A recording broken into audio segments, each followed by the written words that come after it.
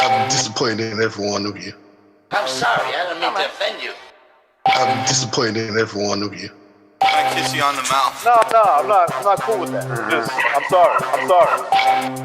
One more time. I'm disappointed in every one of you. I mean, I'm dealing with degenerate animals. I'm disappointed in every one of you. Disappointed in every one of you. All right, come on. Honestly, I can't do it no more. I'm disappointed in every one of you. Let me tell you why. It's gonna be all right, Nicky. Go ahead, shoot. He just killed a little fucking man.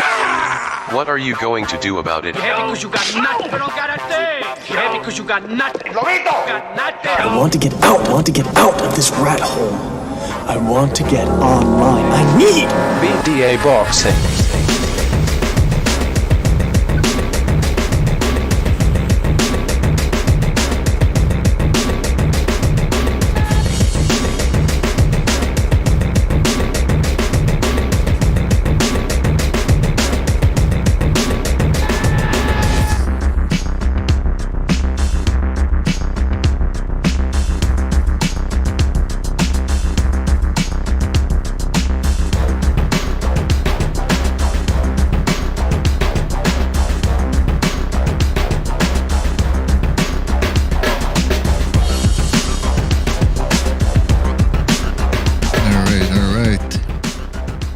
Testing 1, 2, 3. Welcome everybody to the Boxing Podcast, broadcasting to you live from the true north.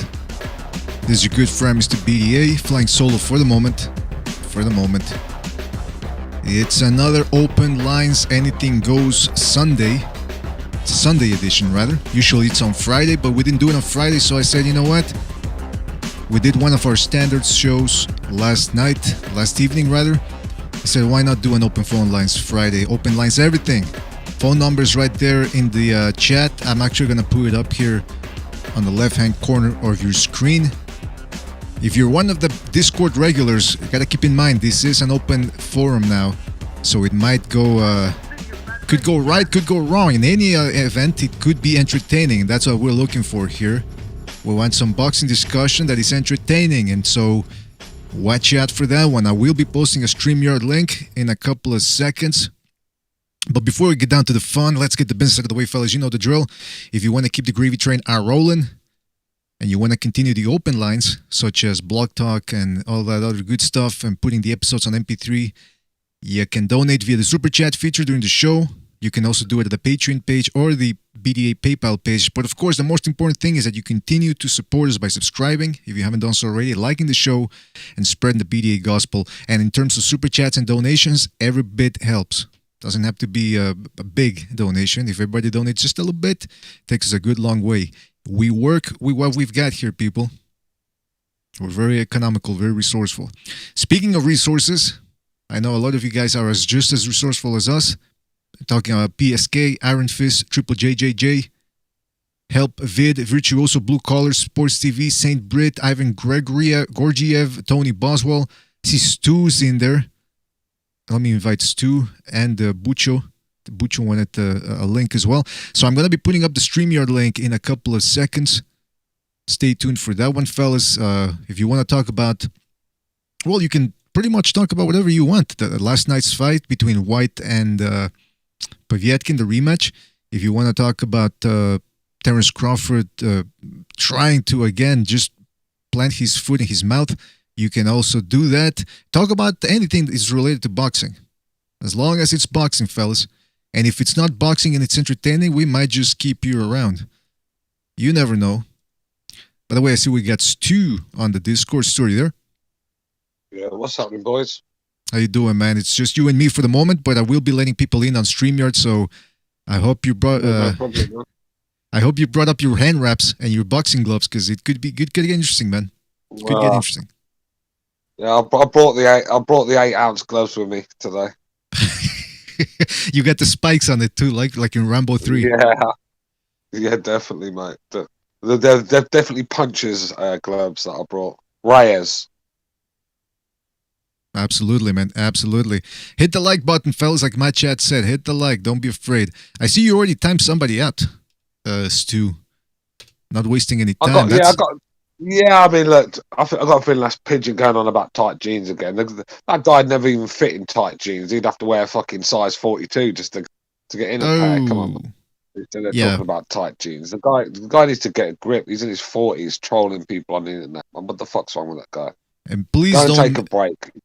Yeah, please don't make me, guys. Don't make me put up the pigeon dancing clip again. I think we already had enough of that last evening. Hey, Spamming. It's just spamming, isn't it? It's just spamming. It's not even funny. It's just spamming now. So that's why I timed him. well, he's So an you can alcoholic. go and What do you want? evaluate. Go and evaluate what he just did. Hey, speaking of trolling, we might have a good call or a bad call. Let's see. It's 111.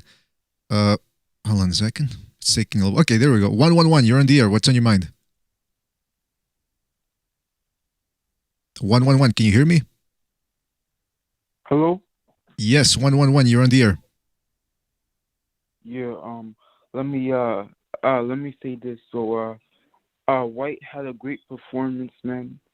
You know, he did what he had to do. But I want to call out Stu. Okay, just do me a favor. Listen, Can you talk? Stu. Can you talk louder, please, or stick closer to your receiver, Yeah. transceiver? Yeah, there you go. Yes. Let me call Go out ahead. Stu. You want to call me, You Mark? know, Go on. Go ahead. Listen. Why are you disrespecting people in the chat that did nothing to you, bro? I can barely hear you, caller. Stu, can you hear him? Well, I can hear him. I can hear Can him, you and hear I have me? no Okay. idea what. So what do I'm you mean speaking, nothing bro. to me? So you're telling me I'm timing someone out for doing nothing? Get the fuck out of here! Who is this guy anyway? I didn't even say his name. What's his Listen. name? Yeah, what's your Stu, name, fella? Stu, you're retarded. You don't know anything about boxing, Stu. Hey, Still, you're you getting can't even confused. speak English, brother. Listen, Oh, I'll tell you what. Come and replace me then. Come on the show. I'll give my seat up for a month. Come on. I bet you any money you couldn't even hold this show together for 5 minutes. You can barely string a sentence together, bro. You have the IQ of a fucking ant. Well, actually, no, ant are smart. A fucking cockroach. Let's That's be so real, smart. man. You're in no position to talk to me about boxing. You can barely speak properly. And get the fuck out of it. Are you still on the line there, caller? No, he hung up. That wasn't too difficult. By the way, Stu, I know you said that That's what I'm you saying. want. Look, if you're going to come at me with, have some fucking ammunition. Don't come with a water pistol. I mean, this guy here. What the fuck was that? What a retard, man. Well, he tried, but it was yeah. You don't know shit Mumbling about. and muttering and stuttering. Yeah, he said you don't know shit about boxing. Hey, 2007 called, Yeah, and once it's I'll insult get that back all in the the car. time, but I seem to know a lot more about boxing than a lot of people on this fucking chat. That's for sure. I'm quite confident of that. And by the I way, don't when know you everything. I don't claim to. I just give my opinion, whether it's right or wrong. You know, it doesn't bother me. I just tell you what I feel, tell you the truth, and that's it. I mean, the thing is, people want to hear what they want to hear, and if they don't hear it, then you don't know shit about boxing because you're not thinking the same as I am. That's how people think. And like I said, another entitled American, isn't it? Whining and bitching and moaning and you know what I mean, and it just I've got used to having to deal with these people. Thank God I don't live there because I can turn the internet off. Can you imagine coming out your door every day having these fucking these heathens around you, whining and moaning and bitching all the fucking time? Thank God I live in the countryside. well, In listen, England. that's open lines Sunday, man. Open lines Friday, Sunday. It's mostly Friday, but today we made an exception. We did on Sunday, so that's what we get, man. When we open up the phone lines, everybody gets their say. Although, again, I do prefer if people stick to boxing, but hey, whatever. By the way, you made a great point about Lomachenko the other day, last evening, when you were saying that he does get a little bit too starts off too slow. It's a good point, man. But like Bucho said too, at 135, he's fighting these bigger guys. He's trying to save up his reserve, but the point still remains. He started too late against some of these guys. And it worked out against Campbell and Pedraza, but it couldn't quite work out against Teofimo Lopez. Stu, I don't know if you came in late last evening. What do you think between Whyte and Wilder if they fought next? How do you think that one goes down? Yes, that's a sort of fight that'll have you on the edge of your seat because you just know at any time someone could get knocked the fuck out. And that's what makes that intriguing because they're both as bad as each other when it comes to boxing skills, balance, very similar on their feet, poor balance, always falling short with shots, their feet always in the wrong places, but big punches also, you know. And look, that's a good fight for me. That is a real good fight. I mean, I'll probably be picking Wilder to win that. I mean, as bad as Wilder is, I just think he's a bit more technically sound with his straight punches, and I think with Whyte, I know he's quite easy to hit at times. I thought he was quite sloppy in there against Povetkin. I mean, Povetkin, did he throw a punch all night, Povetkin? Did he land? I don't know. I mean, what I saw of it, he didn't. I mean, he looked very wobbly on his feet coming in. I think the boys are right about that. I mean, yeah, that was a shot to pieces, Povetkin. Of course it was. That's why I said Dillian Whyte. I said it after the first win Povetkin got. I said Dillian Whyte will win that. He'll knock Povetkin out in the next one. I mean, he was winning the first one, come to me until he got caught. So I could see that happening. Povetkin just turned up for the paycheck. I mean, he's done. I just don't want to see Povetkin in the boxing again. But yeah, look, Dillian Whyte, I think that's the best fight for Dillian Whyte right now, because I think, like I said, 2022's a long way for him. Do you know what I mean? To be holding around waiting for Fury and Joshua. I think he's going to keep busy while you've still got a few years left in you. He's still an attraction, Dillian Whyte, because like you said, you know you're going to get fireworks with him. And, absolutely, man. He's not one for the purist, is he? They probably cringe at his technique and you know, and some of his performances, but he's excitement and he's pay-per-view at times, isn't he? Let's be real. So yeah, I like Dillian Whyte. Well, what can you say? I don't think he's good enough to beat Fury and Joshua, and I'd probably say Wilder beats him as well. And Andy Ruiz is a good fight for him. Andy Ruiz got a good chin, so I think anyone that can hold Dillian Whyte's power, which is not many, but anyone that can, I think is going to give Dillian Whyte a lot of trouble. So I'll probably pick Ruiz to beat him as well. I just think that's where we are. Yeah, man, listen, with Dillian Whyte, Bucho believes that Dillian Whyte beats Wilder. He's pretty confident. And I understand where he's coming from, because if he does back Wilder up, we know Wilder can't fight off the back foot. But with that being said, Whyte is not going to be coming forward all the time. He can try, but there's going to be moments where they're going to be at a certain distance, and it's at that certain distance that Wilder can end it all with one shot. And Whyte, we saw, he doesn't really move his head all that much. So he's going to be in line for that right hand, and it's in those moments alone. People say that Wilder's powers are a little bit overrated. I agree, depending on where you take it, but for the most part, he is still, in my eyes, the biggest puncher in the division. Yeah. I mean, it's like Wilder. He knocks out guys that obviously got no footwork and just plod forward with their fucking hands down. That's what most of the guys he knocks. And unfortunately, Dillian Whyte can be that guy sometimes. And when he falls short with some of his shots, when he throws a lazy shot, falls short, he could be in all sorts of trouble against Wilder. You know, Wilder's just got to land one clean once, and it's night, because you've seen it before. Joshua nearly took his head off. Well, we all saw what Povetkin did to him, so this guy can be sparked cold, and I think if Wilder hits anyone clean, it's night, you know. Exactly. So I think with Tyson Fury, you got to remember, Tyson Fury, that fight was the 11th round, I believe. Was it 12th round or something? 11th, 12th, I can't remember now, it's been a while. But you know, a lot of his power had gone, and he still dropped Fury heavily like that. So can you imagine if that's the early rounds when he's coming out in the first and the second, and he's landing big shots on Dillian Whyte? I mean, I just don't see Dillian Whyte. But then again, if Wilder gets sloppy in the pocket, then he could be one of them big uppercuts. He's got that left hook from hell, isn't he, Dillian Whyte? He's got one of the best left hooks in the business, I think. So when he times that right, I mean, anyone's going to sleep. So, yeah, I mean, Wilder's got a terrible inside game, and that suits Dillian Whyte. So that's what makes it an interesting fight. Either it's two clashes of different styles, but I think they could gel and make a decent fight. I'm just picking Wilder, though. I think he'll get the stoppage. Now, that was the big point of contention last night between us here, was that, okay, Wilder is very dangerous, but the big question, the big asterisk, how much does he have left? Because every day that he stays behind and doesn't do anything, that's ring rust, and he already sucks from a technical standpoint, and speed is a big part of his arsenal. So if he's getting rusty in there, losing speed by the second, by the day, could be trouble for him. He needs to get back in the ring ASAP. Yeah, look, it's one of them where I think a lot of guys have said it in the chat. Dillian Whyte is just not improving for me. And it's getting to the stage now where I think he has to start improving if he wants to win a world title. He's just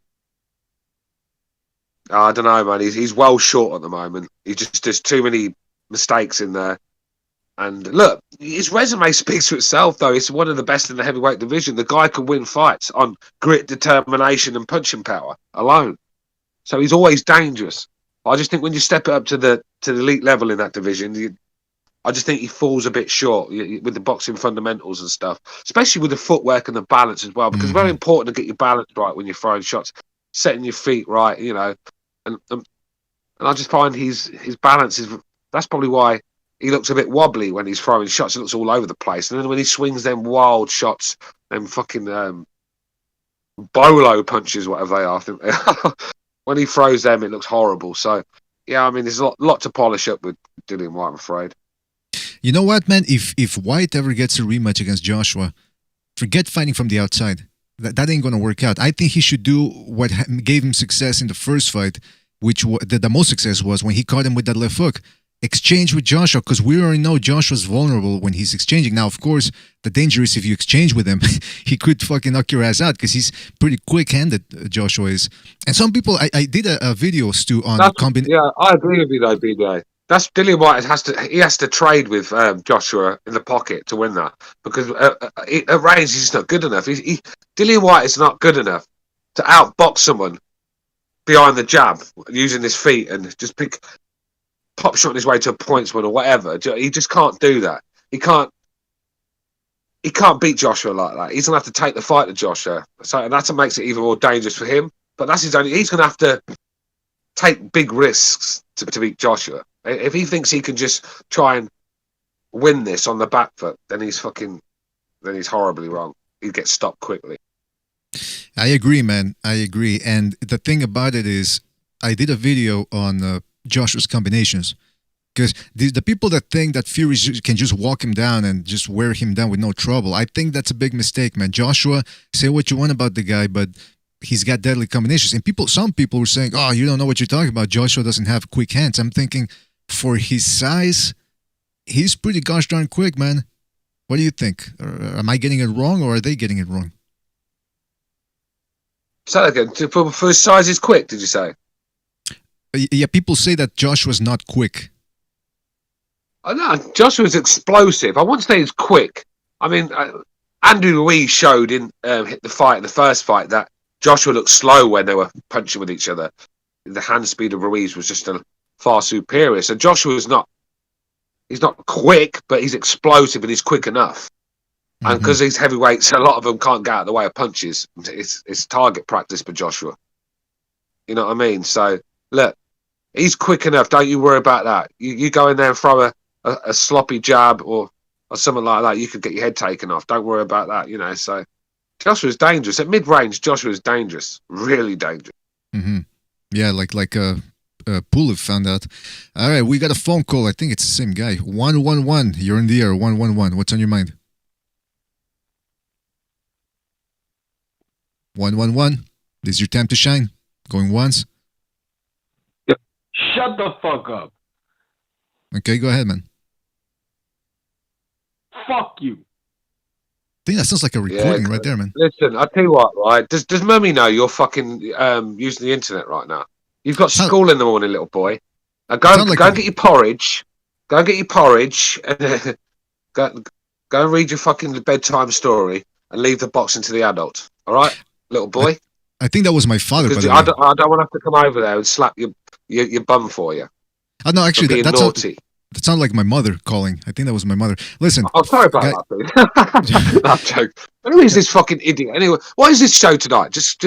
What's the criteria for calling it tonight? Being a fucking douchebag or something? What's going on? Where's the real callers? Wait a minute. I'm not going to let you insult our callers. People trying to get their 10 seconds of fame. I'm fucking coming on here being dickheads. All right, Stu, I think that said, that was a recording, by the way. But hey, this is open phone lines, man. Open lines. Anything goes. You want to talk boxing? Anybody's allowed to come in here and stop tricking me with them recordings, please, man. Stop tricking me with them recordings, because I don't know what's recorded. No. What I'm saying is, somebody really did call in, but I think they were calling in playing a recording. Yeah, but does that make it any better? Well, listen, hey, it's It was You did better say it. It don't make it. It's still a fucking idiot thing to do, isn't it? It was better than you don't know shit Who about goes out boxing. their way to record something to call in and come on, man, move on. It was better than you don't know shit about boxing. That was from 2007. Man. No. I mean, we're getting them tonight, aren't we? I mean, this is the worst two callers for a long time. We had some good callers last time we did a calling show. Well, listen. So I'm begging for those guys to call in. I don't want these douchebags that just want some attention. Hey, speaking of Daddy's at work and he doesn't give them enough. Get out of here. Speaking of attention, last night, I know this ain't boxing, but there was a UFC and Stipe Miocic, or whatever his name is, a Croatian dude, lost to Ngannou, who came in there to the press conference wearing a full African attire. So I'm pretty sure there's already some racial division going on the internet about that fight. And Neil Simpson in the chat says, "Where's Kevin from Chicago?" Yeah, Kevin, I think we all know who Kevin was rooting for. And of course, I'm talking about Listen, Ngannou. Kevin showed what I said he was. One of them little white American whiny little pussies that's got no balls. Can call in, give it the big one, but when it comes to facing the fire, he doesn't want to. He can give me stick, but as soon as it doesn't go right for him, he goes hiding. I hear he was calling in the show, saying bad things about the Brits, saying bad things about me. The next day, his Polish hero gets knocked the fuck out. Not seen him since. That, where I come from in the UK, is called a coward. And I knew Kevin was a coward anyway. I know a coward when I see one. Trust me. Well, there you have it, man. Speaking of non-cowards, we got people calling in. And by the way, don't forget to hit the like button, fellas. Hit the like button. 509, you're on the air. 509, what's on your mind? What's up, guys?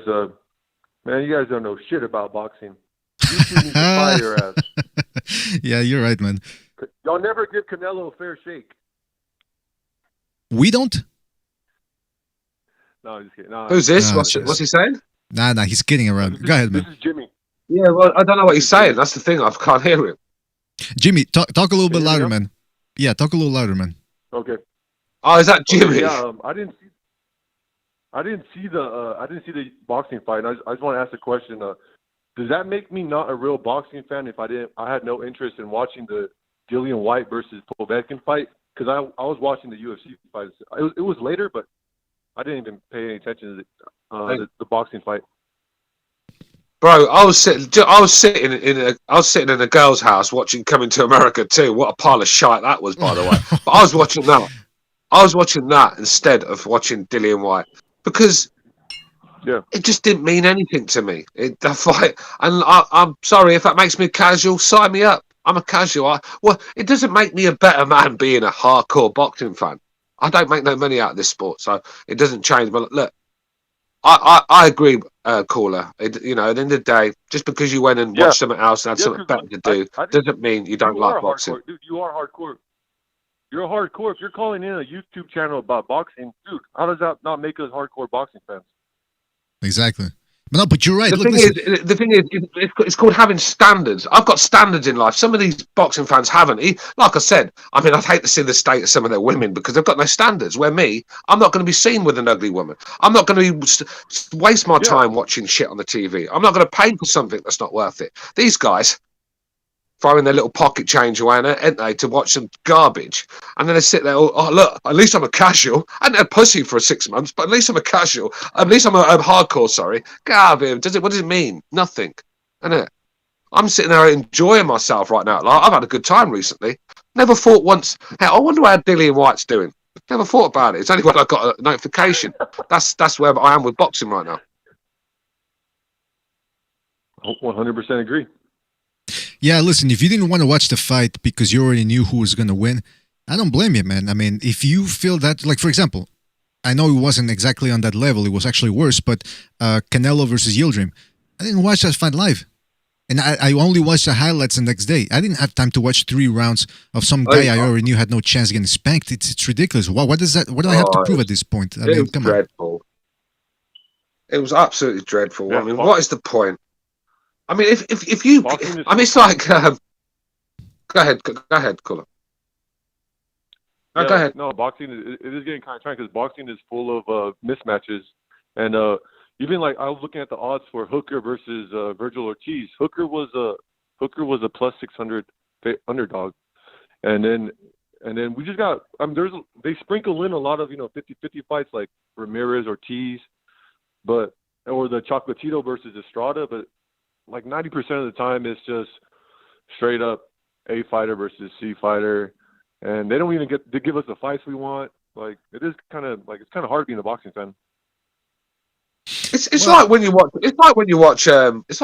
like a sequel of movies. You say the Star Wars, right?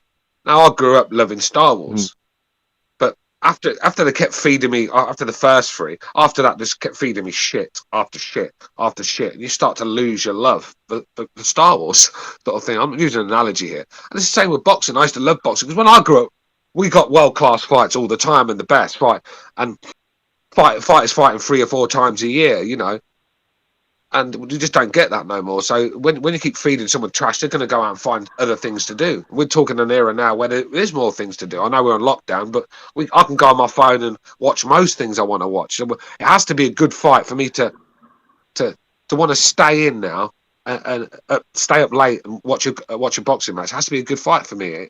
I'm becoming a bit of a snob. Because you can only feed me so much trash before enough's enough.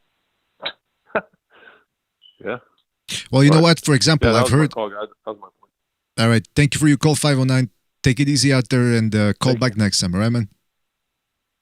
Thank you. Thank you. All right. I don't know. Stu, should we give it another try? The 11111? 111? Look.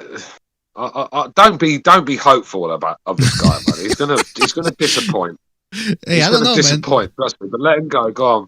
I got faith he's gonna come up with something good. Go ahead, 111. Well, this is the thing. You got too much faith in human beings. That's your problem. See, I don't have any faith in human beings. See, everyone say, "Oh, you should see the best in someone." No, I see the worst in everyone until they prove me otherwise. It's not a bad philosophy to have in life. Go ahead, 111. You're on the air, man. Make it count. Yeah, hello. How's it going? Go ahead. What do you guys think of Jalalo fighting next week? Of who? Jalalo. Yeah, he's pretty good, man. Heavyweight, Uzbekistan. World amateur champion. You know what? This actually sounds like Mark, man.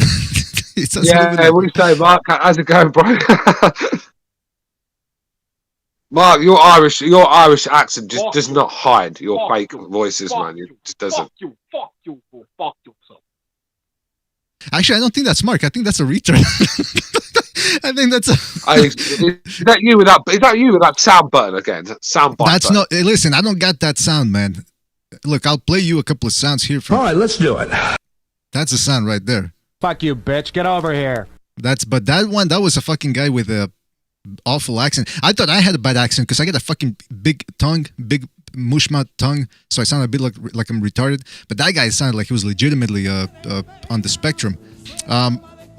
Shout out to Jalisco, Mexico, who says, if you don't order Luis Arriola, you're a sellout Mexican. Oh, well, see, that's the other thing there, Stu. Shout out to Jalisco, by the way. The Arriola versus Ruiz, they're saying now, oh, it's not going to be 75, it's going to be $50. And I'm thinking, well, even if it's $50, I'm not buying that shit, man. The undercard's not even that good. It's still $49 too much for me. Exactly. It's just that fight would have been dreadful 10 years ago. I mean, who wants to watch it now? I mean, look, this is where we are in boxing. I mean, someone's saying I'm always crying about boxing in the chat, but is it any wonder when you guys are talking about Arriola being pay-per-view? I mean, is it any wonder why I'm like this? I mean, this is what I'm saying. You guys, some of you guys really need to evaluate your life, because if you're happy with them sort of fights, then God, I wouldn't want to be around you for. Well, can you imagine being in a relationship with this guy? Fucking hell. Do you know what I mean? If that's what makes you get excited, should we say? I mean, just a dreadful fight. And if that turns you on, then you really need to evaluate your life. But what can I say? I mean, look, there's some good fights coming along. I'm not saying boxing completely dead. I'm just saying there's been some real poor mismatches recently. You know? It's hard to think about it this way, man. You got to pay for ESPN. You got to pay for DAZN. If that fight was in my DAZN subscription or ESPN, I don't even know if I'd watch it live either. The whole card. It just doesn't look appealing at all, man. Ruiz versus Arreola. Look, it could be a good fight. Look, let's be real. Even Dillian Whyte, was Dillian Whyte, right? Povetkin, pay-per-view. You've got Dillian Whyte coming off a savage knockout. You've got Povetkin, who, well, he looked fucking really old in there, didn't he? I mean, he looked like, it's like saying he was 41, but he looked 50 in there. That beating he took off White in the first fight finished him. The little bit he did have left. I mean, he didn't even come to fight. So is that a pay-per-view fight? I mean, I don't want to hear about how good the Ted Cheeseman fight was, because no one's paying pay-per-view to watch Ted Cheeseman. So, you know, was that card really worth? I know it was a good card, exciting. I get that. And it's not a lot of money in the UK. Well, it's 20 quid still, but it's not as bad as the American prices, but still, you know, that's the question I'd be asking. Is Dillian Whyte Povetkin a pay-per-view fight? And my answer would be no. There you go. By the way, we got Mark on the StreamYard. Mark, are you there? I mean, StreamYard Discord. Oh, and by the way, okay, hold on. Yeah, go ahead, Mark. How's it going? Good. Thank you for being on, man. Yeah, well, listen, we're talking about this Ruiz Arreola pay-per-view and the whole thing of, well, if you're a boxing fan, you gotta watch everything. Do we really have to waste our times as human beings when we could be doing other? It's not like boxing is life. It's our favorite sport, but I mean, don't we have to draw the line somewhere? You're asking them. What do you say? It's called attention span, isn't it? It's called attention span, and like the more you got to do in life, the less attention span you have when you're doing things. So you can move on to something if you're not getting entertained, shall we say, after a few minutes, which I do. It's very rare if something's not entertaining me straight away. I'll fucking lose interest quickly, like with movies. I ain't got time to be waiting half an hour to get into a movie for it to kick in. I'm fucking gone well before then. It needs to hit me straight away, and that's with the boxing, and that's why when a lot of these undercards on these pay-per-view fights, I mean, I know the White Povetkin 2 is good undercard apparently, but most of them, they just put you to sleep, don't they? That's it's right, very man. rare you get excited for an undercard fight these days. That's right. The undercard. That's what it's all about. Let's go to the phone lines real quick. 323, you're on the air. 323, what's on your mind? Yo, what's up, BDA? This is H Money. How you doing? Good, man. How about yourself? I'm good, BDA. You know, we're actually backstage. Me and Johnny Boy is backstage on the StreamYard. If you could let us on. All right, give me 2 seconds, man. Drop off here, and I'll let you in a couple of seconds. Hold on. Okay. And by the way, hold on. Let's go. What's that? The poor guy had to call in just so you'd add him, bro. Yeah, I'm doing several things at the same time here. 254, you're on the air. 254, what's on your mind? I just called him because I got this number. I was told that my Social Security is in trouble.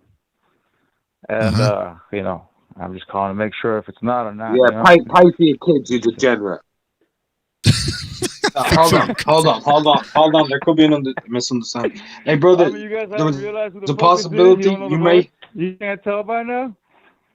No, who is this? Gypsy? You can't tell who it is? Who is this? Is this Gypsy? It's Gypsy boxing style. That's who it is. That's right. What up, Will Stewart? What's up, man? Long time no talk. What are you saying? Gypsy style? I mean, listen, it's been a while since I don't know why you turned on me for some reason. I thought you was my friend, but you went You all turned on fucking everybody. weird You turned on me. everybody. Look, man, what's Yeah, you went all weird on us. I don't know what happened there. I mean, I'm a guy. What I think, you know, I'm not gonna put this bullshit and say you an alpha member of the fucking group when you're not. You know what I mean? Gypsy, you sound like you've been. I can tell you straight up right now. Yeah, look, stop. Listen, I'm just joking when I say, look, you certainly ain't the alpha because you bitched off and pushed it off when you're all against me. I remember now, and it cried, running off with your fucking tail between your legs. Well, you went missing, bro, and then you come back fucking 6 months later talking. You've done a Deontay Wilder, didn't you? Waiting for the contract negotiations to run out with me before you come out shouting your mouth again. Let's get it on the Kumatai. Let's pick the date. You pick the topic, pick the date, BDL range it, next Kumatai, me and boxing Gypsy style. Hey, by the way, Gypsy, what did happen? Was it? Did you stop? Can I talk right now? Or I don't know if you guys can hear me or not. But if you compare me to Deontay Wilder, I can hit you once. You can go to sleep and wake up next week. Well, I just gotta refresh my memory, you'd also man. fucking, Hey, you'd can also I make just an ask a excuse question? I want afterwards when to you ask put him. the beating. I want to ask him a question. Stu, I want to ask him a question. Gypsy, can you hear me, man? Gypsy. What happened? I don't even remember. I think it was after you stopped coming after the Canelo Kovalev Dude, thing. I just got bored, bro. Honestly, I got bored of fucking coming on. I barely even do videos of some of my predictions. Every now and then, I was going for Povetkin. I already Povetkin versus Dillian Whyte. I had Dillian Whyte all the way, even second fight, KO, and I just didn't pick a round. Nah, come on. I heard you talking shit, man. No, I heard you talking shit. What, talking shit about what? Oh, yeah, about everybody. Yeah, because shit fucking got on my nerves too, bro. Like, I was like, what the fuck? Every time I come in, I say some few words, and you guys cut me off and shit. Audio's fucking garbage. Or some bullshit like boxing style. You sound like a right little fag. Shit. Stop whining, bro. Oh, you didn't let me talk. Oh, you cut me off. Oh, my opinion wasn't. What did I say about Americans the other day, Butch? Did they call in and prove me right every day? And there's another one. Whining and bitching because the world's not spinning around him. Get out of here, Gypsy boxing style. It's because he's from California, Stu. California boys cry like hoes. All right, you know what? Let's talk boxing. Let's talk boxing, Gypsy. So true, bro. So true, bro. We cry like fucking babies, Johnny. bro. All right, let's talk. Hold on. Let's talk boxing. Gypsy, what do you want to say? I wish they all could be. All right, let him speak. Hey, okay. Look, I called here. I called here, bro. I called it because my Social Security was in jeopardy. That's the main reason why. I mean, like, they called me like your Social Security is going to be suspended and all that stuff, and I was like, whoa, that's bad. Let me call, see what happens. You know, like maybe fix the situation. Bro, why would you call in a boxing show about your Social Security? He's joking around, man. Come on. I'm fucking with you guys. Jesus Christ. This is what I do, and that's what I'm on. I just said. All right, now you're cutting off, man. All right. Well, listen, if you want to, because you're cutting off on the phone line, so if you want to jump in on the StreamYard, all right, man? I mean, he sounds like fucking designer, bro. Fuck you, AJ boys. That's what I gotta say. Anybody who loves AJ could suck my left nut. Oh, jeez, That's what I want to say. Is that okay? Is that FTC approved? It's borderline. We're probably gonna get fined or a little scolding from management, but that's okay, man. We'll let you pass. All right. All right. Listen, awesome. Listen, Gypsy. Gypsy. Thank you for. You can suck my nuts too as well. Ah, jeez, Luis. All right, jump in on the streamer if you want. All right, man. Take it easy, man. For sure. All right. Take it. All right. That was Gypsy Stall talking. He was calling in after 4 years going missing. So it was good to hear him again. All right, listen, we got H Money, we got Johnny on the StreamYard. Don't forget, fellas, open lines. That means StreamYard and the phone lines. The StreamYard link is in the description. And if you want to hit the like button, that'd be fantastic. All right, go ahead, Johnny boy. Go ahead. I'm sorry. I didn't mean to interrupt. Back to boxing. How are we doing, Mr. BDA? How are we doing, Stuart? What up, JB? What's good? Good to hear from you. What do you say? Yeah. You know what? I have to say, with I'm good too. Thanks for asking. Pardon? Oh, I got to say, with regards to Whyte and Povetkin, yesterday, hats off to Dillian Whyte. I've been critical of the kid just because he was whining about his mandatory forever and ever. But I have to say, I talked a little bit to Mark about this the other night.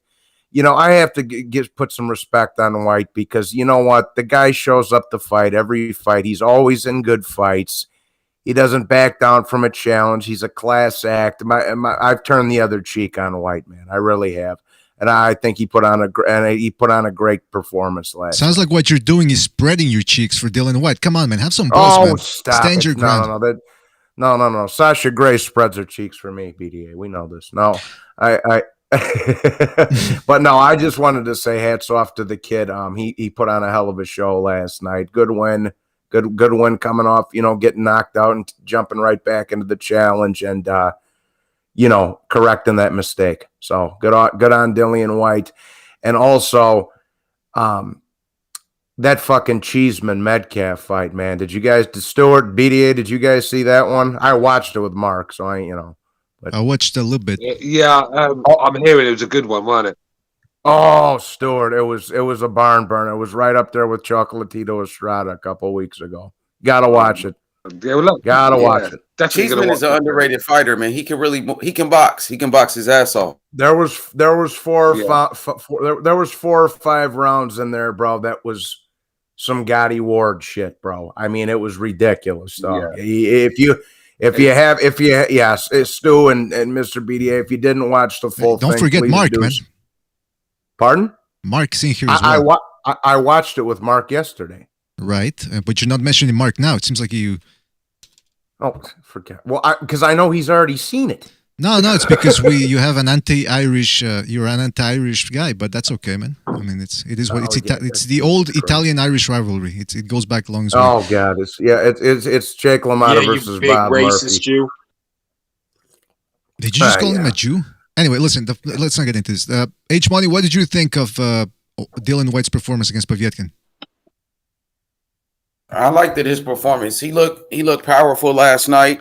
He won by knockout. Like Johnny Boy said, Dillian Whyte, he didn't make no mistakes after he lost. Now, Dillian Whyte showed us that you can take a loss and bounce back like a true champion. Every time Dillian Whyte took a loss, he bounced back. He got knocked out by AJ, and he came back. He got knocked out by Povetkin. He came back. He looked sharp yesterday. I like the footwork. I like the movement along with the jab and the right hand. Now, his right hand was very powerful yesterday. So congratulations to Dillian Whyte. Now I think Dillian Whyte should go after Deontay Wilder. Dillian Whyte and Deontay Wilder, it should have happened a long time ago. Hopefully Wilder step up to the plate, stop making excuses, and fight Dillian Whyte next. That's what I want to see. Punch Drunk did an interview with what's his name? Wilder's former trainer, Breland, but the son of Mark Breland. And he said that he only met Wilder a couple of times, but that he was acting weird. Like he would get out of the car after making them wait a lot, and he would get out of the car and then spread his arms as soon as he got out. Sort of like harnessing energy or something. Now look, if you're high or drunk, I suppose that's okay. But if you're a professional fighter, it's bizarre behavior. Now that he's out of commission and he seems to, some people are speculating that he might not be all there mentally. Do you guys think mentally he can come back, or can he actually just make something happen, or is he done mentally? I think he's done. Wilder, you mean? I think he's done, bro. I'm gonna BDA, if you don't mind, just let me say, because then I'm gonna pop off. I got a couple of things I got to take care of. I think he's done, but I just wanted to say, hats off to Whyte. Rest in peace, Hagler. That was a great performance by him in the Cheeseman Metcalf fight. If you haven't seen it, please go check it out. It was a fucking war. And real quickly, I also wanted to say a couple of good fights next weekend. Ahmed Ali versus Awasi, unified 122-pound champion, taking on a top 5 contender. Great fight that's flying under the radar. And Frampton Herring, great fight that's great. 2 great little men fight flying under the radar. So just wanted to throw that out there. BDA, thank you for having me. Stuart, God bless. Mark, H Money, fellas, take care now. All right, take it easy there, Johnny boy. Yeah, listen, when I asked that question about Wilder's mentality, it's all speculation. It's a rhetorical question because none of us really know how he is doing. I mean, we can sort of gleam a little bit on based on the comments he's made, but at the end of the day, who knows what? What I suggest is they should put him in there against anybody, a scrub, whatever. Let him get a knockout win, rebuild his confidence, and then from then on, match him up tough. But this whole thing of him not being active, being inactive, it's not going to help him, man. It's just not going to help him.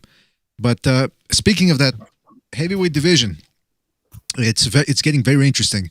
I know it's not the best, it's not the golden age of heavyweight boxing, but look at some of the intriguing matchups we have. We got Usyk, who knows if he can make something happen. We got Joyce, we got Fury, We got Wilder still in there. I mean, we got a whole bunch of good fights. Joseph Parker, even though he's boring. What do you guys think? Heavyweight division. It's fire. The heavyweight division is loaded. You got so many very good fighters. You got, like you said, you got Usyk. We can't forget about Andy Ruiz, Dillian Whyte. He's back. Filip Hrgović. We still got Joe Joyce. We have Joseph Parker. We have Anthony Joshua, Tyson Fury, F.A. Ajagba. We have Jared Anderson, the real big baby. It's so many fighters. This division is loaded, bro. But I want to ask BDA a question. Do you think Deontay Wilder is ready for a Dillian Whyte at this moment? Or you think he should take the tune-up? Do you think he should go straight to Dillian Whyte? Is he ready for that type of fight? Based on that X factor of the mentality, we don't know how he's doing mentally. So yeah, I would say take a fight prior to that, some sort of tune-up or whatever. But if he takes on Dillian Whyte right away, I would still make it a 50-50 fight, man. That 1-2 alone could get the job done. But we just don't know if he has the confidence to stand in there. We don't know how his conditioning is. I mean, let's face it, he's never really been the most active fighter in the ring when it comes to throwing shots. So now that he's been out of the ring for more than a year, could be trouble. Could be trouble. So one more question, BDA. Would you rank Andy Ruiz over Deontay Wilder right now? Would I rate Andy Ruiz over Wilder? Hold on a second. Hold on. At the moment. Hold on, Gypsy. You gotta. Yeah, Gypsy. You gotta mute your mic, man, or mute your speakers because I hear everything. There you go. All right. Would I rate Ruiz over Wilder? Not really, man, because Wilder lost to one of the top guys. Ruiz lost. Actually, that's a good fucking question. Actually, I'm gonna divert that question to somebody else. Who wants to answer that one? Because that's a good. I gotta think about that one. Me. Let's go to Stu. Well, who said doing, Mark? Who somebody said? What was the question? Mark, would you say Andy Ruiz is ranked above Deontay Wilder at the moment, knowing that Wilder took a loss and he been making excuses? He hasn't been active, and we know Andy Ruiz. He went straight to the gym. He's a hard worker. He lost a lot of weight. He's with Eddie Reynoso, and also Andy Ruiz beat Anthony Joshua. And done nothing. When you look at go ahead. Yeah, Jay was trying to chime in. Go ahead, Jay. I'm sorry, I was an asshole moving me. But you said he got back in shape, but he's done nothing with it since then. I mean, he got a fight with Chris Arreola coming up. He got a pay-per-view fight with Arreola. But it hadn't happened yet. It so they're both based off of some of what you said is they're both coming off losses. They're both coming off excuses, and so they kind of had to draw to me. That's all. What excuse but did Andy Ruiz you make? asked Mark, so I'm going to bow out on this one. I want to ask you, what excuse did Andy Ruiz make? Coming in overweight. I mean, everybody's been making an excuse for him. He may not have said it himself, but everyone's saying he didn't train. What excuse did Andy make? Andy went back to the gym and he started working. He got back in shape. Of course, he got a new trainer. After his loss, but he hasn't fought anybody since then. I mean, I could lose 50 pounds and say I'm getting back in shape and getting back in the gym, but I haven't fought anybody. It doesn't matter yet. But we have to wait on the results. That's what I'm saying. I'm not saying that. Yeah, absolutely. Your points are valid. Saying that but Andy didn't make excuses when he lost to AJ. He didn't make any excuses. He just said he didn't train, and we all know he didn't train. But it wasn't like what Wilder was saying. Mark Breland spiked my water, and making all type of excuses. He didn't do what Wilder did. He got back in the gym and started training. And now, when you look at the resume, Andy Ruiz, go ahead. I'm sorry. Go ahead. No, because and also when you look at the resume now, for a fight is still an excuse. All right, hold on. When you look at the resume, Andy Ruiz beat Anthony Joshua. Andy Ruiz been in there with Joseph Parker. Now, Andy Ruiz arguably has a better resume than Deontay Wilder.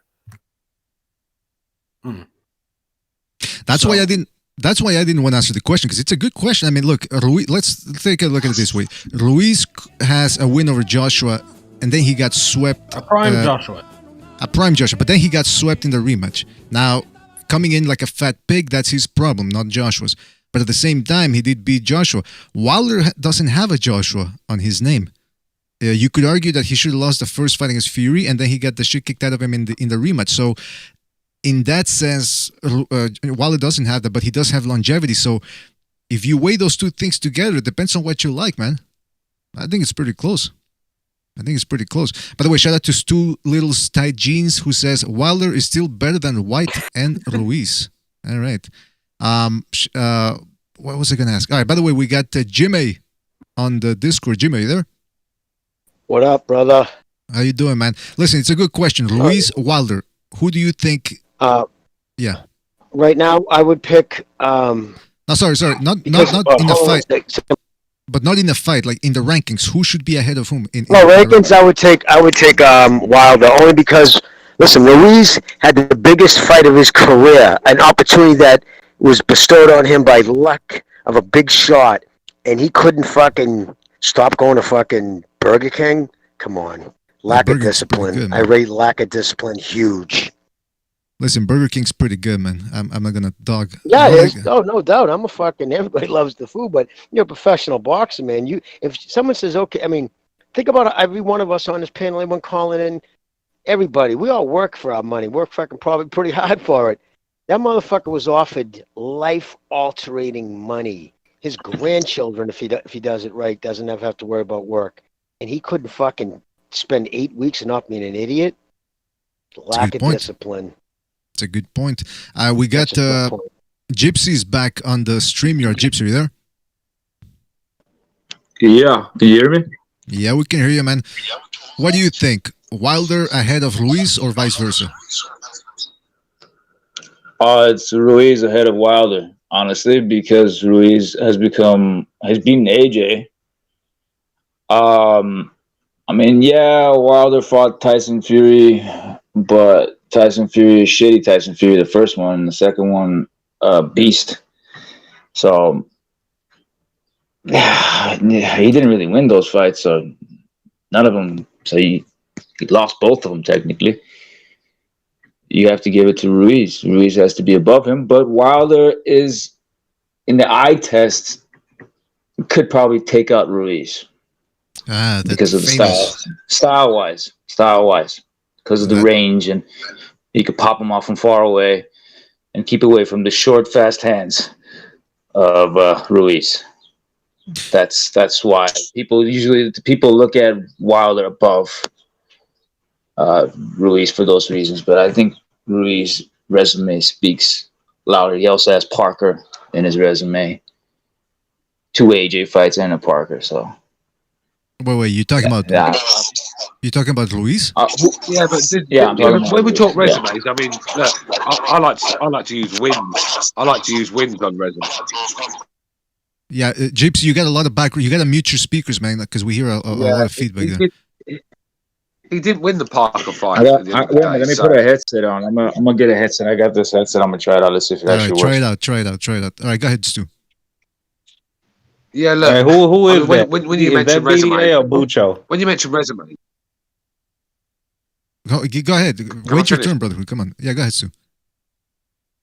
When you're talking about resumes, I like to talk about wins. I mean, you can't say, well, he's fought this guy, he's fought that guy, so he's better than Wilder's resume. But if you lost, it's like, if we're going to go by that criteria, then fucking Darnell Boone has got the best resume in the superweight division. You know what I mean? So it just doesn't make sense. Yeah, you got to go by wins. You got to win the fight. Yeah, exactly. You go by wins on resumes. So I don't know why he's bringing that one up, to be honest. All right, go ahead, Brotherhood. And by the way, Brotherhood, this is Mr. BDA, just to clarify. Go ahead. Yeah, that's all I was asking. You know you motherfuckers sound alike, so don't get mad. No, we don't, man. That's fake news. That's fake news right there. Y'all probably the same person, bro. Who knows? That's Brotherhood. No, that's racist. No, that's racist, bro. Come on. Hey, Brotherhood. we're talking about Ruiz, Wilder. Who should be ahead of whom in the rankings? It seems like a close race. What do you think? I mean, Wilder got the I'd say his resume is what's the word for it? Like I'll just put it in Ruiz's term. Ruiz's resume is thinner than Wilder's resume. Like, he obviously don't got that many ranked opponents on his resume, but he got the better win than Wilder, and in pretty damn good fashion. So it could be a tie. I'm not gonna put one guy over the other. It could be a tie. But I say Ruiz is less dedicated to the sport. While Wilder, he always been pretty, he been on top of his shit.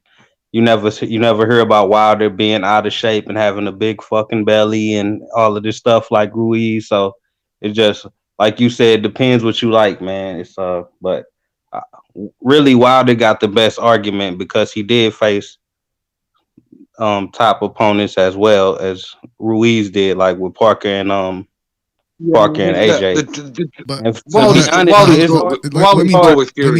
Let me interject real quick. I would never associate thin with Ruiz, but yeah, hold on, Stu. Mark wants to say something here. Go ahead, Mark. Yeah, just my take on the whole idea of Ruiz and Wilder in terms of resumes. Like, I think everybody's kind of summed it up. It's kind of like what you prefer, a substantial win over a little bit of depth. But when you get into Wilder's resume, the level of depth is relatively low. I mean, when we talk his best wins are Bermain Stavern in the first fight. Okay, I'll give it to him. He picked up a title vacantly by beating Areola. The Luis Ortiz thing, his best win is Brian Jennings, so that's okay. But as we said, Ruiz, he does hold the win over AJ, and AJ was a unified champion and ranked number 1 in the division. So Andy Ruiz won a fight to put himself ranked number 1 in the entire division, and he was a unified heavyweight champion. So he's been a number 1, like legitimately the number 1 guy in the division, whereas Wilder's never been the number 1 guy in the division. Yeah, so it depends what you like. Spot on, Mark. Honestly, spot on, brother. I mean, I'd have to listen to Mark. You got to say Ruiz. Look, that one win against Joshua is better than anything Wilder's got. And for me, Andy Ruiz is the 3rd best guy in the division anyway. For me, I honestly believe that guy in shape is the 3rd best guy in the division. So, yeah, I'd have to say that I agree with Mark on that one. I think Ruiz, that win against Joshua. BDA, how's it sound? I agree with Stu. I agree with you, Stu. All right, just to clarify here, you sound good. Hey, peace to the panel. What's going on, brother? Oh boy, we got Slugger Sam. What's cracking, y'all? What's cracking? All right, don't make it all about you, Slug. All right, we know you like the attention, but don't say hi 3-4 times to everybody. Just say hi once. That's enough. All right, Slugger. Listen, we're talking about the Ruiz. You show me respect that I deserve. You show me my respect that I am deserve. giving you the respect you deserve, and it's not much, man. So keep it up, and you'll get none. All right. Hey, how'd that sound? You sound fantastic, Gypsy. It's crystal clear. Sounds like you're a pro. For crying out loud, stop asking that question. You sound fine. I'm just saying, man. Shut the fuck up. Just Yo, Stu, let me talk for a sec. Well, how many fucking times have I got you say, well, do I sound all right? Unfortunately, you do sound all right. Oh, come on. Let's play nice over here. Stu, this is H Money. If Andy Ruiz is your 3rd heavyweight, is it safe to say Deontay Wilder is your 4th? And who will be your 5th? I've got Deontay Wilder number 4. I've got Dillian Whyte number 5. Look, what about Joe Joyce, my brother? Where do you rank Joe Joyce? Oh, Usyk. Sorry, Usyk. Yeah, I'd probably put Usyk ahead of Dillian Whyte. Sorry, I forgot about Usyk. What? Although Dillian Whyte has got better wins than that, but actually no, Usyk's got to prove it to me first. I'm not going to be. I'm like that. Usyk's going to have to prove to me that he belongs ahead of Dillian Whyte, and right now Dillian Whyte's number 5 for me. Stu, you got Usyk over Parker? Seriously? Yes, I do. What has Parker done? All right, he got a win against Ruiz. That was very controversial in my eyes, and I think Ruiz could have probably nicked that one. So that's it, really. I mean, this guy, he lost to Dillian Whyte for a start. He lost to Dillian Whyte. So his fights are boring as fuck too. Yeah, and He's look, a box though. Did you see his fight with Fury Fury? Did you see his fight with Fury? I mean, that is 36 minutes that you just can't get back in your life. Well, people say the same thing about Tyson Fury, the way he beat up. But look, trust me, nothing was as bad as Parker Fury. Nothing that Tyson Fury has been involved in was that bad. Trust me. No. Nothing was worse than Fury versus fucking What do you want from me? I'll just put your hero at number 4. You're lucky he's there.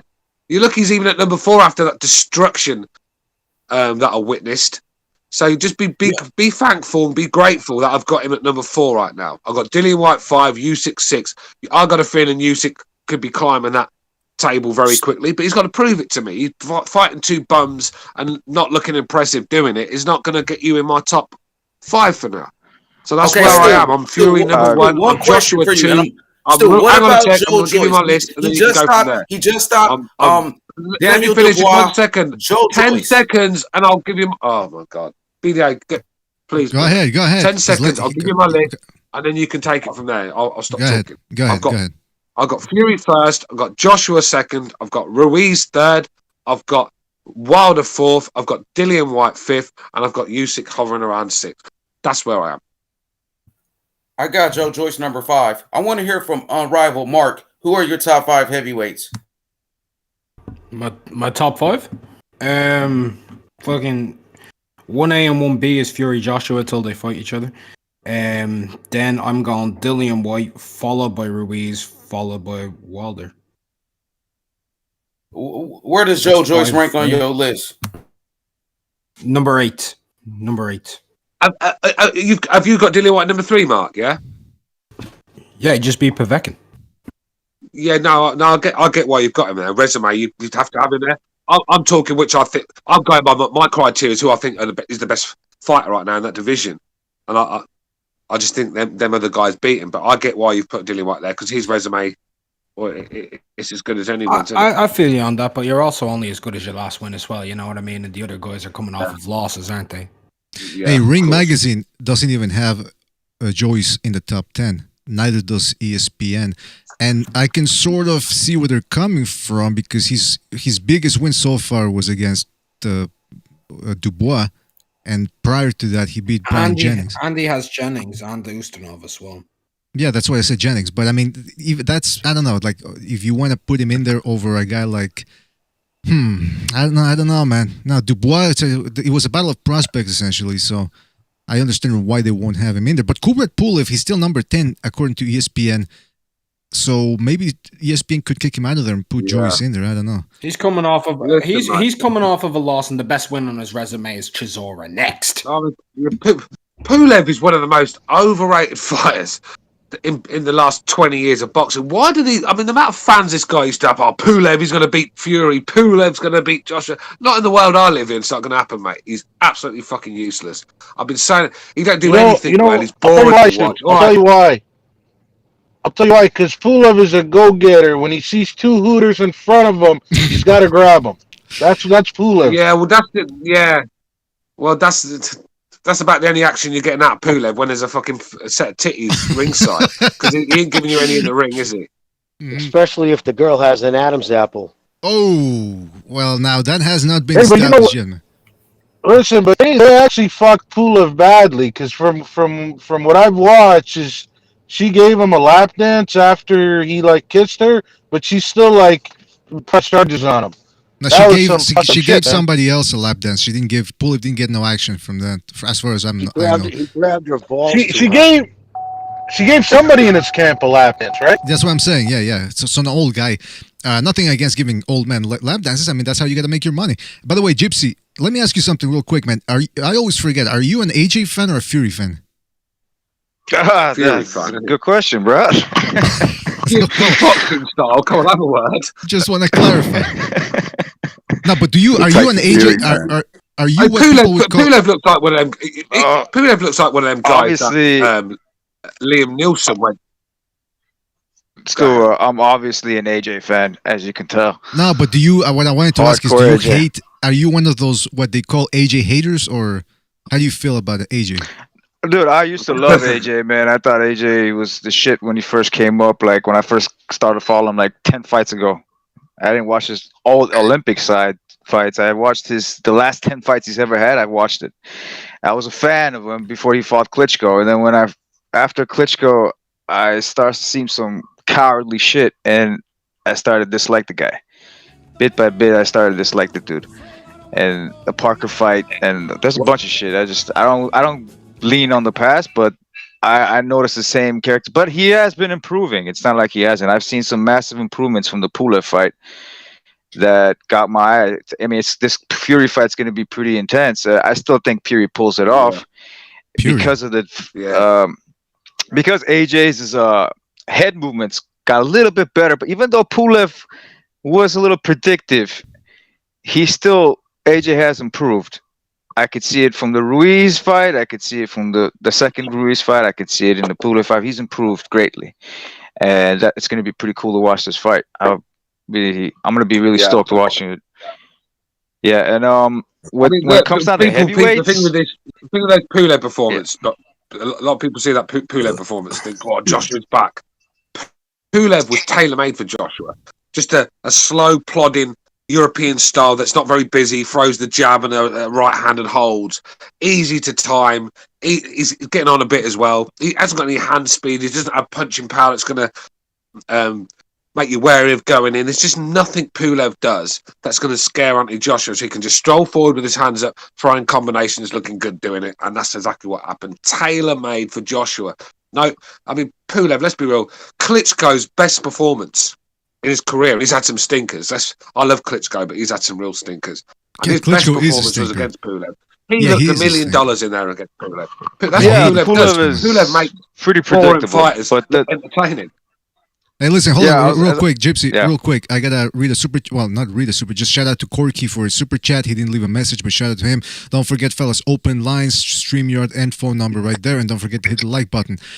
Real quick, I see we got Recognize dropping in, and Recognize, don't forget to mute your mic, man, if you're gonna be eating, because I know you like to eat lately. You've been getting a little chub there, but go ahead. I've been dehydrated lately, so come on. That's right. My appetite is coming back, so I'm eating. Anyway, that's right. What are we talking about? We're talking about AJ, because I asked Gypsy if he's an AJ hater. And that's the other thing. I did a video asking, just exploring the subject, does AJ have heart? And I said in the video, I clearly stated, yes, he does. But now the question becomes, how much heart? Because we saw him hit a wall against Ruiz. Man, the amount of AJ haters that came out of the woodwork. Look, we should be allowed to criticize a boxer. Where did these people have to come out of the woodwork? Oh, you're an AJ hater. Get the fuck out of here, man. If I see a weakness, I'm going to point it out. That doesn't mean I hate the guy. Go ahead, Rick. Heart is moment to moment, man. You never know when you're going to bitch out, right? You don't know. It's going to happen. You get punched, your fucking brain scrambles. You don't have time to react fast enough. They stop the fight, right? And everybody's calling you a bitch, right? But you was never able to fucking give an answer whether you want to continue or not. Sure. So I got a comment. Talk about AJ. Fine. I think AJ's fine. I think he's fine. I think people are over exaggerating when it comes to when you're done, I got a response to that. Can I raise a question here real quick, BDA? All right, Slugger, you sound like shit, man.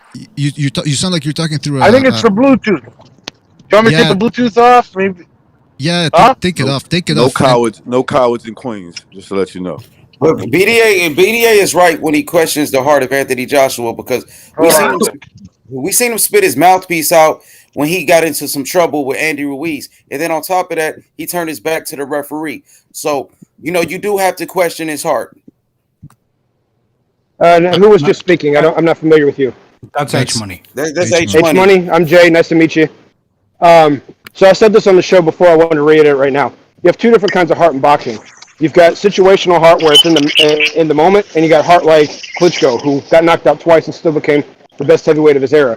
You don't come back to be a heavyweight like that and dominate if you don't have heart after getting knocked out the way he did. But sometimes, it's just like Recognize said, you get hit, your brain scrambled. Some people can keep their composure, and in that moment, some people can't. It's what you do after that. What Klitschko did after that was become a great champion. We'll see what Andy Ruiz does. Not Andy Ruiz, I'm sorry. Anthony Joshua does.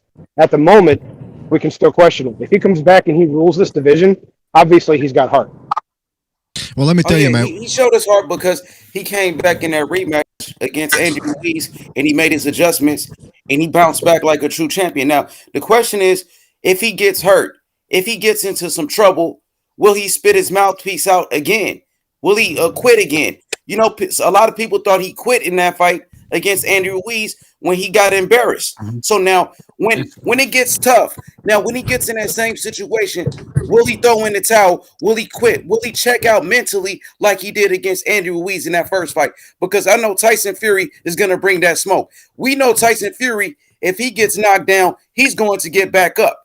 And Tyson Fury never spit his mouthpiece out. So when it comes to the heart, I'm going with Tyson Fury. Tyson Fury has shown me more heart than Anthony Joshua.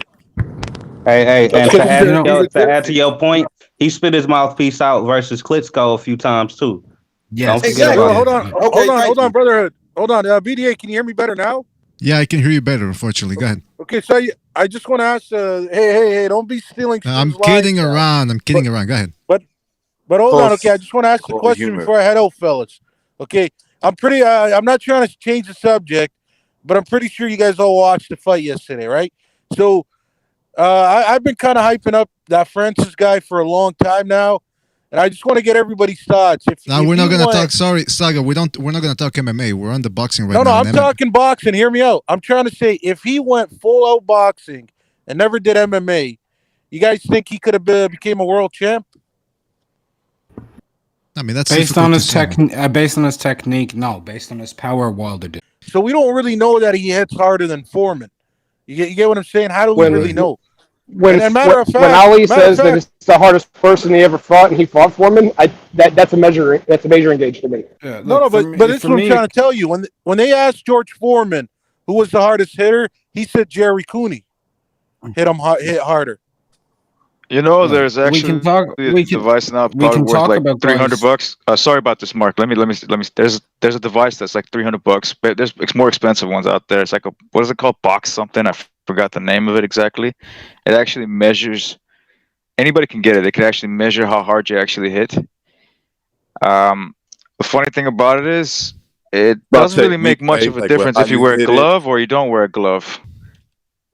It's slight differences, not much differences from what I've seen. Anyways, go ahead. Yeah, I mean, the science. I guess. Yeah, go ahead. Sorry, go ahead. I didn't cut you off.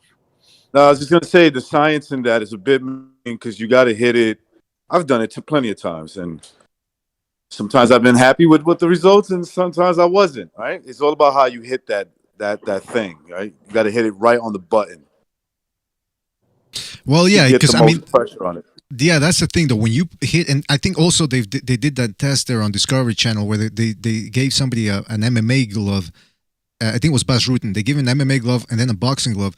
And the boxing glove, it actually, because of its weight and girth or whatever, the way the weight distributes, the impact, the power of the shot, it actually distributes itself into a way that it's actually harder. The reason why I suspect why we see more stoppages in MMA is because those little gloves, you know, in boxing, there's a lot of ways you can defend against the shots. You can roll, you can use your shoulders, you can block more with that big-ass glove. In MMA, they don't have that. You can't do it because it's a smaller glove, and you can get knocked out with a kick. BDA, the Bas Rutten thing is, this is my opinion. I'm just saying it. The glove, since it's bigger, more wind resistant, slower punch. That's what it is. Slower punch, but harder punch. I'm talking about the boxing glove. No, that's what I'm saying. You get a harder punch with the boxing glove than the MMA one. Based on the results, they said no because the slower speed means less power. But if you throw it the right way, you will end up having the same. If you're throwing whatever amount of pounds per square inch you're throwing, it's going to be the same exact shit if you do it the same speed and everything. But the glove, wind resistance matters. All those things also matter. Because I'm going to tell you right now why all we're talking about stuff that none of us are really qualified to answer because it gets involved in physics and stuff. Well, speak for yourself, Jay. Speak for yourself, Jay. I could tell you that I could answer off of experience right now. I go to the boxing gym every now and then. I'll go after midnight by myself because I don't want anybody around. So I punch the bag like just bare knuckle. That's why. And we just hear me out. Hear me out. I punch the bag bare knuckle, and I could do it, right? But I definitely don't want to put in 100% on that because I know one little wrong hit, I can fuck up my wrist. That's a good point. And that's about it. I'm not really concerned about my knuckles. So I'll probably hit it 70%. But I'm telling you, when you put those boxing gloves on, it feels like your fist just became rocks. And you can hit that bitch as hard as you want. That's a and I good put point. on MMA gloves, and MMA gloves are just a step up from knuckles. Like, you don't really get the same power, man. I'm telling you. I don't know what the fuck they're saying, but hands down, boxing gloves, they give you way more power, man. That's No, true. what happens is you get your mental aspect of not worrying about what's going to happen to your hands. You put everything behind it, but it's not like you cannot, like in a real fight, put everything behind it, bro. You can throw everything behind it, but the thing is, the downside of this, you could bust up your knuckles. I personally don't I worry about those type of things, but when it comes to punching a bag, the cuts is what annoys the shit out of me. If I punch like 50, 60, 70 times, then I'm going to fucking see something like a cut coming off, or like a little peel of the skin is going to happen. And that shit annoys the shit out of me when I'm continuously hitting it. So I might as well have wraps and have a glove in the process. You're saying you hit the bag raw?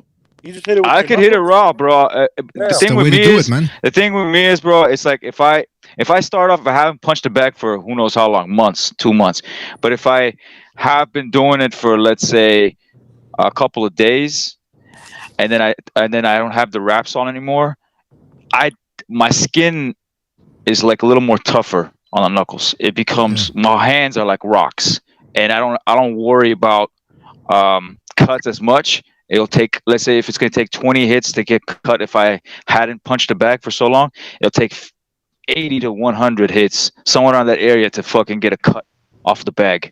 That's a good point. Something like that. It's a It's good point. annoying. It stings, but you can still continue hitting it. Go ahead, I got a David. question, man. Where are we going with this fucking conversation, bro? Hey, What the listen, fuck are we brotherhood. talking about? Brotherhood, we go with it. Where Slugger Sam wants to go with it. Now you show me some respect, dog. Man, you don't come on how here. about you go You don't come on here live running on your your mouth, own dog. channel with this bullshit? Then you turned this whole boxing show to an MMA show. Man, Like, come shut on, your bro. corny ass up, dog. You show me respect, little hoe. You I ain't little herpes Sammy. I ain't herpes Sammy. Sam, Whatever the Sam, fuck calm your down, name man. is. BDA, I'm sorry for coming on here and causing problems. I didn't mean for that. I'll leave. No, that's okay. That's I'll all right. leave. That's all right. I'll That's leave. all I right. didn't You mean can to. I stay. want to say, I but agree. listen, Wait, shut up. but hold on a Shut sec, up. BDA, hold on. I got unfinished business with this brotherhood clown. I swear to God, I catch you in the streets one day. I'm gonna make easy work out of you, boy. Easy work out of you. Now we making threats again. See, when I speak the truth, it get under people's skin that much. They want to beat me up in real life. Dude, he's a clown. Keep it boxing. Brotherhood, don't Sammy. Wait. What Sammy, did I just say? do you have a you call me? history? That really didn't deserve threatening the kid, man. Come on. Yeah, what are you threatening brotherhood for? First of all, I want to say Gypsy's right, man. Just because you're barefisted, that doesn't mean that you could you're not gonna swing with all your might with a punch to hurt someone. I mean, I've turned plenty of slugger Sams into sleepy slams doing the same thing. So anybody who throws a punch at somebody's head with all their might is an idiot. You just throw it. I just throw a punch on their chin. No, just Beanie, after you could throw a No, punch you know what I'm saying. We talked about it. Yeah, I mean, you and I can, talked about this Jimmy. again. You can. It's if you see the opening, I guess it should take. No, I know you one know hit. that. Yeah. I'm talking about fucking people like you throw a punch. Like a lot of people think it takes like you gotta wind up like you're winging a fucking big spoon. No, you're gonna You miss. know, I know more you know that. likely. We've talked that. I know. Yeah. Exactly. You're gonna miss when you do that. Yep. Listen, I'm gonna tell y'all something right now. I'm gonna tell y'all. I didn't know you guys were talking about street. I was talking about the heavy bag. But look, in the streets, man, I don't even throw the hands. I do this thing that I love I know doing. you run. And You can't throw your hands when you're running. No, listen, listen, hold on, bro. Hold BDA, is this the same guy that was Mikey the other night? Is this a Yeah, what? hold on. Just let me say what I'm gonna say. I put him in a headlock, and I do like a judo hip toss all the way to the ground. And bro, just when they fall, they're like, oh, they start whining, and you just get that pleasure. You're like, yeah, I just KO'd you with the hip toss, man. That's all I need to do. I don't got In what streets, Sammy? The streets of fucking Idaho or something? the streets of goddamn Wisconsin. The streets of Detroit, you bitch. Fuck out of here. You so mad, bro. You know what, Well, I didn't know they had a brother? Detroit in Canada. I had no idea they had a Detroit in Canada. This is what you do all day before I leave. This is what you do. You got a replica Deontay Wilder stick in front of your house, and you pray to it. You pray to it every day. All right, listen, Sam, fuck off. Listen, what you guys were talking about, rankings and heavyweight division? Wait. Hold on. That's what we were talking about. Hold on. Time, yeah. Slugger, stay on the line, man. We'll just keep it to boxing, right? Because I'm pretty entertained by all this. But listen, Can I just give? Go ahead, Mark. Go ahead. I just wanted to give like a quick response to the whole the boxing glove thing and like MMA gloves. The reason boxing gloves do more damage isn't because you're more powerful; it's because they hit a larger surface of area. That's the only reason why. Yeah, that's what they say on the Bas Rutten thing. On the Bas Rutten thing on this Discovery Channel, that's what they were saying with the boxing glove. But you had to go take a piss, and so you missed that answer. No, but listen, I don't know who's gonna take a piss. But listen, open phone lines, open StreamYard. Don't forget the link is right there in the description. Phone numbers there in that left-hand portion of your screen. Don't forget to hit the like. Now, I want to say something about that. Where Slugger Sam was talking about hitting he asked Gypsy, you hit the bag raw? That's the only way to hit it, man. You gotta hit it raw. Forget what your girlfriend tells you, whatever. You hit it raw. And if there's a problem with your fist, you just pull out. That's easy. And you don't get in trouble afterwards. I believe hitting with the glove is better, bro. If you hit with the glove, your hands become better at the long run. Yeah. When you were saying earlier, and I agree with you. Hey, shut up, Sam. Let me just speak for a second. Damn. Go ahead, bro. Go ahead. Thank you, brother. Anyway, you were saying how like if you haven't hit the bag for a long time and you start hitting the bag, you notice that you start breaking skin, right? But you notice that also when you did it for like 2 or 3 days straight, it starts getting better. And that's the key. You got to keep doing it. Nobody's saying with all your might, but you build rhythm until you could, with your bare hands, raw, where you can keep hitting it and see how far you can go. That's how you'll be able to build better punching technique and power. That's right. But you know what? Also, them short shots.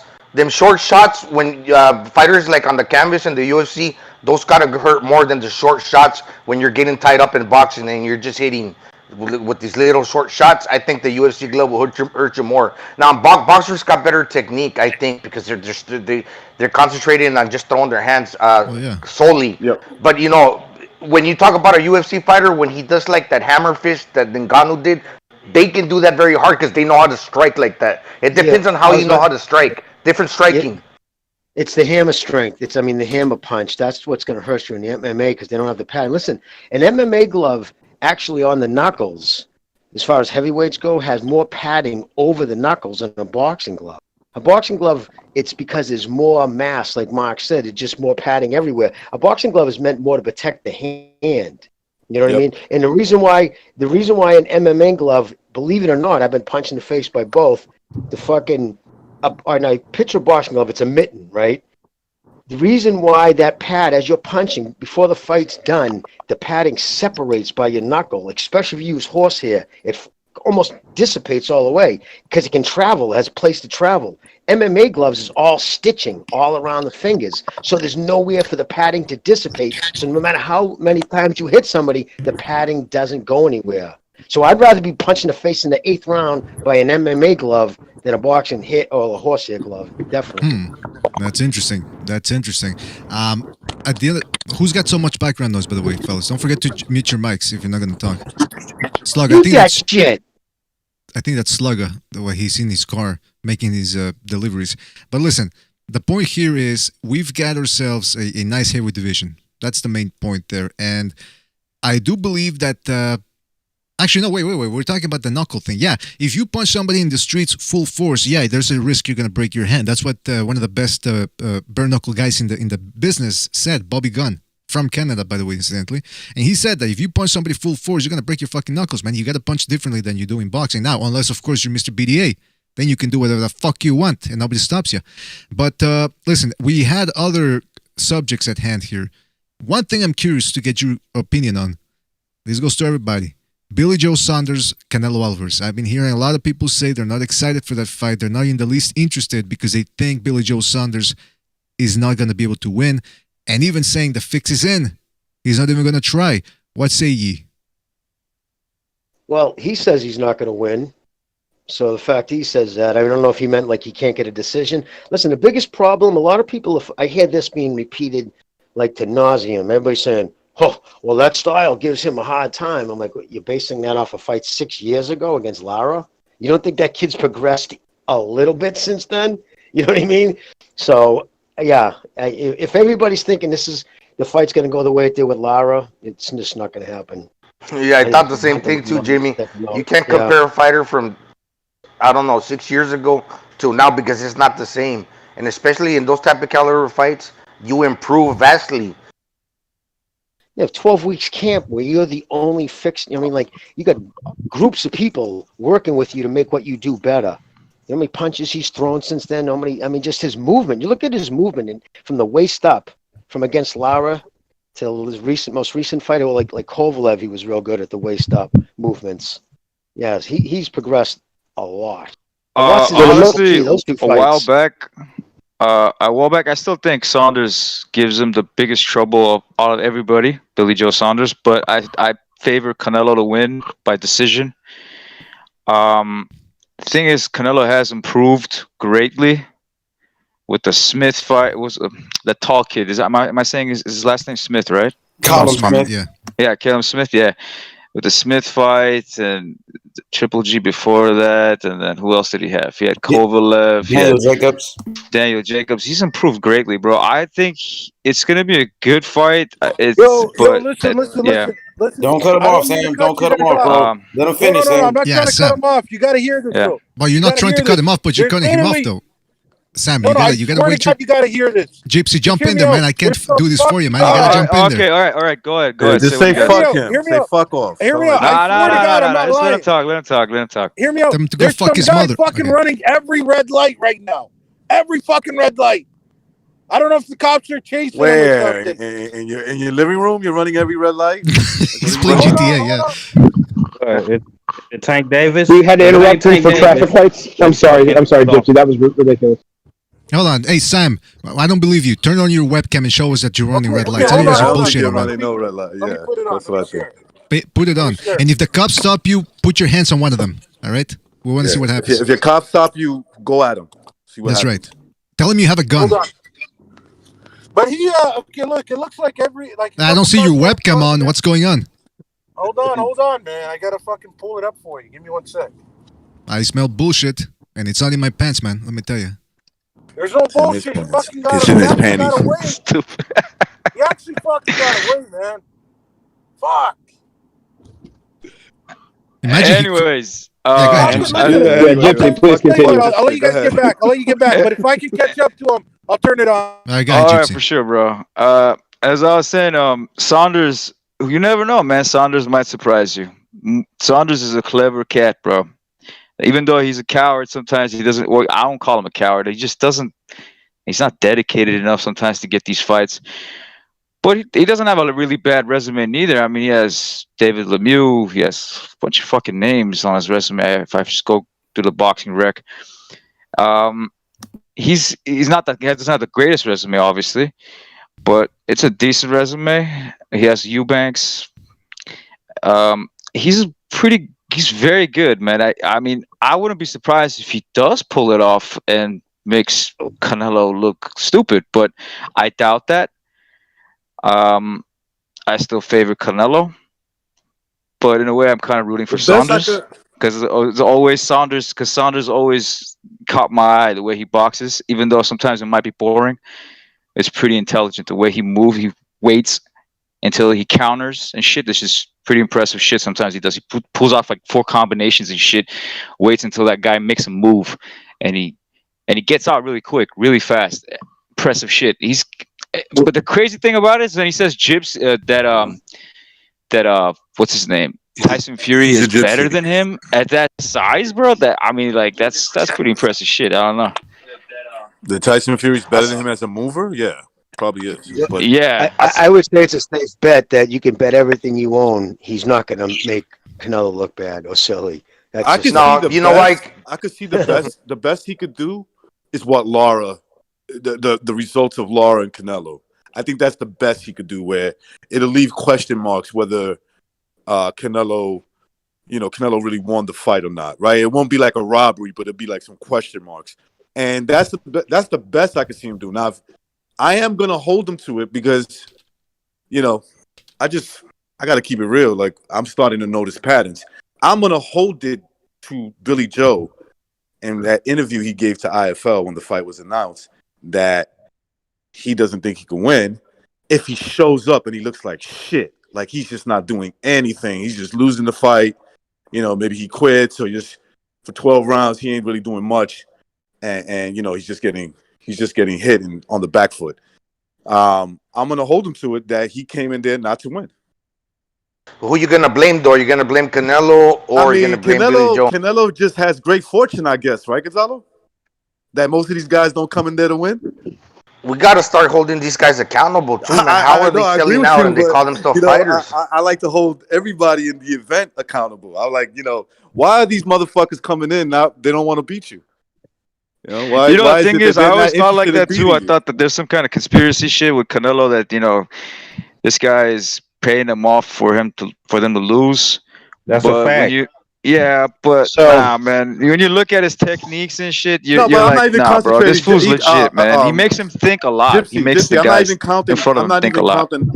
I'm not even thinking about that. I'm just saying I'm gonna hold to him that he came in there with no fighting spirit. He said it. He said it. So recognize. Do you think these guys are just happy with the payday when they go against Canelo? Yep. Which ones are we referring to? Like Helm Smith? I think probably yes. Daniel Jacobs as well. Like Rocky Fielding? Probably yes. Everybody ever since Fielding. Jimmy, what about Daniel Jacobs? I'm sorry, H Money. What was the question? I said recognize. Do you think these guys are just happy with getting their biggest payday when fighting Canelo, like Daniel Jacobs? Do you think he pretty much was just happy with that $15 million he got, and he really didn't perform at a high level? Danny Jacobs, you know what? I think Danny Jacobs was trying to win, and I don't think Canelo beat him by that wide of a margin. That's my opinion. Okay, I really think Danny Jacobs was trying to beat him. I say at the other fighters, at the very least, and this is being beneficial towards Canelo, at the very least, I think that's what's happening. They're happy with the money, and they're like, fuck it, I don't think I could beat this guy, so I'm not going to really give any effort. Maybe that's giving Canelo the benefit of the doubt. At the very worst, I don't even want to speculate. So you know what I want to say? One more question. So recognize, is it similar to Mikey Garcia, his performance against Earl Spence when he was just happy with the payday and he went in to survive? That's a good. Well, look, if you look at that fight, maybe I'm in the minority. I thought that Spence took it easy on him for whatever reason. That's just my opinion. It looked that way to me. Maybe, but I think that Mikey went in thinking that he could win that fight until the first round was over. But he saw something in Errol Spence, man. Yeah, he saw something in Errol Spence. But just once he was in the ring with Spence did not take easy on Mikey. Mikey was just defensively sound, and he wasn't fast enough to react to some of the shit that Spence was throwing at him. But also, Spence was cautious at the same time because he did caught him with an uppercut a couple times with random ass fucking, not random, it's timed shots that every time Spence walked in with the jab, he would catch him with something. But he wasn't fast enough to react for everything because Spence just adapted as the fight went on more and more. Spence is a really good boxer, and what I mean by that, he's really good at what he does. So I could see what you're saying, that maybe Mikey went in defensive mode and Spence was just comfortable outboxing him. Like, in other words, like, okay, you're gonna be defensively sound, so I'm gonna use my jab to penetrate your guard and just beat you on points. So you guys know I want to check this guys on. Hold on, what? Go ahead, Gonzo. Yeah, the Danny Jacobs win is a good win, but Danny has always left it on the table too. We saw by the Devryanchenko, by this last performance against Rosado, he's always been that kind of mediocre guy. Well, wait. Did you to lose? Is it me? Or I thought, Jay, I'll ask you the question. Then you add what you want to ask, or say. But do you think Jacobs lost the Devryanchenko fight, Jay? Just asking for your opinion based on what Gonzalo said. No, I don't think he lost. So I was going to make a second point anyway, so I'm probably going to forget the first one. So about Danny Jacobs. I'm sorry. I'm not as sold on him as the rest of the boxing world. It's not that he's not a good fighter, but ever since he lost to his first loss, I can't pronounce that guy's name. Pirog. Yeah, Pirog. Dimitri Pirog. He hadn't been the same guy. I mean, other than beating Peter Quillen, what has he really said that made everybody go, wow, that is an amazing fighter. He should have won the gold medal. He's going to be a 10-time world champion. Now we'll wait for a response of which fight that was in that he did that in. Because I don't think there was one. Yo, JP. He did just enough to lose against Triple G. He didn't do enough to win. They liked it the way he performed against Triple G. That's what it was. Yeah, but he did enough to make Triple G look bad, not enough to win. Which is what I think Saunders is probably going to do against Canelo, is possibly make him look bad, but not enough to win. And if I may wrap up my point with Spence and even though it's not what this is about, but Spence and Garcia, I think Spence wanted to break Garcia down from Mikey Garcia down from the outside. And when he thought that it would have been in the right moment, he would have taken it inside. I don't think that the opportunity came up, so he just stayed on the outside. That's my opinion. He beat Derevchenko in my eyes, but he lost to that Polish kid Sulecki. In my eyes, he did not win that fight. Yeah, but officially he won the fight, right? So you give him credit for that. But that's the point. All of his fights have been close. Congratulations, he stars Quillen. But I mean, did you really get to see his heart going down the stretch? He was able to make adjustments in all his other fights. No, he knocked out one guy in one round, I believe, Quillen. But all his other fights have been close. Some winning, some losing. Quillen was washed up. Daniel Jacobs' career been super underwhelming. He's like on the level. He like on the level of a fucking Devin Alexander, Andre Berto, or something in his own weight class. I just bro. give Like, he not that a little bit. A lot of people. Yeah, a little better. A lot of people just give him a lot of credit for something. About. Hold on, let me finish. I've been quiet. This dude been in a rematch with Sergio Mora. Like, explain that shit. Look, man. Danny Jacobs got pop. Danny Jacobs got skill. Danny Jacobs, the way he was moving against Derevchenko and the stuff that he pulled off somewhat against Canelo, he's got skill. He's a good boxer. He's top 5 in that. He's on 168 right now, isn't he? He's not in 160 anymore. Well, Daniel Jacobs falls in the category I have as a great athlete who decided to box. He's not a fighter.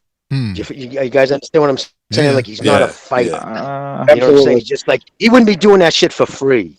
You know what I'm saying? Like, he's not the type of kid be out on the streets throwing hands like Madonna. But it's crazy. He comes from. You know what I mean? It's crazy.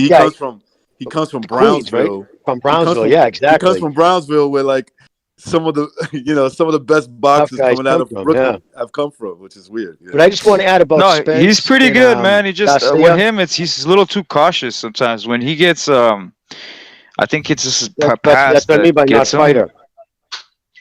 Yeah, I mean, I know. I say he's a fighter, bro. Like, you can't say that. It's just with him, it's more like he's cautious. When he can take a guy out, exchange with people. Yeah, look. You got guys that join a boxing gym because they get beat up on the streets, and then you got guys that join the gym because they fight too much and they beat too many ass. I think Jacobs was one of those guys that used to get beat up. Yeah, right. No, exactly. That's actually a good analogy. But I just want to say about the Spence thing first, too. It's been said now a few times by people. Spence didn't try to stop Mickey Garcia. That's a crock of fucking poop, because Garcia, after the fucking press conference, made a joke about it. He was actually upset that he tried in 3 separate. Yeah, I went for it. I went for it in the 4th, the 5th, and I can't remember the other rounds. But I definitely tried to take him out of there. I couldn't do it. Not tonight. Hey, listen, with that, Daniel Jacobs at the Rosado fight was the one that really let me know this guy, he's on his way out mentally. Because he's not think about it. He made that big payday against Canelo, right? What was it, 15 million, some shit like that? You know, that's it. That's when you score, something like that, and you've been like kind of like a mediocre. I don't want to say like he's average, but in other words, you're a contender who just can't beat the champions, right? So you're like in that mid level. You get a $15 million payday It recognizes it's like a dude slinging. It's like a dude slinging joints on the corner. Sells Yeah, a couple yeah. of pounds, you get makes a a ton big of money. score. He You're like, ain't fuck gonna it. be out there the next day selling joints at 40-degree weather. No, you know what I mean? it's like Just it's like a fucking stick-up kid. It's like a fucking stick-up kid robs made a good the score. man. He robs the man from some town, and he takes everything from him. He ain't gonna fucking. He's just gonna. What he's gonna do is cash out all that money, and he's gonna fucking be on the run. More than likely, if he was smart. Hey, speaking of the streets, can I say something real quick? Speaking of the streets, one hitter in the chat room is going after Brotherhood, and he's saying, "What the fuck does Brotherhood know about fighting?" Oh, sounds like fighting was to me, man. Want to find out? Damn, you want to find out? You gotta take care of that, Brotherhood. You gotta take care of that. Why is everybody lining up on Brotherhood, moves, man? What happened? Yeah, well, listen, one hitter was being attacked by Jonathan Morrison a couple of weeks ago over at Second Renaissance, so now he's trying to give it back to Brotherhood, man. At first I thought like one hitter is just misunderstood. When I saw Jonathan Morrison going after him, but then now I see how he's going after Brotherhood. He's a little troublemaker. Reaching to get a fight. Go ahead. Yo, BDA, what did you think about Daniel Jacobs' performance against Julio Cesar Chavez Jr.? I always enjoy seeing Chavez getting his ass spanked. I mean, the guy is just. It's for some reason there's something about the guy.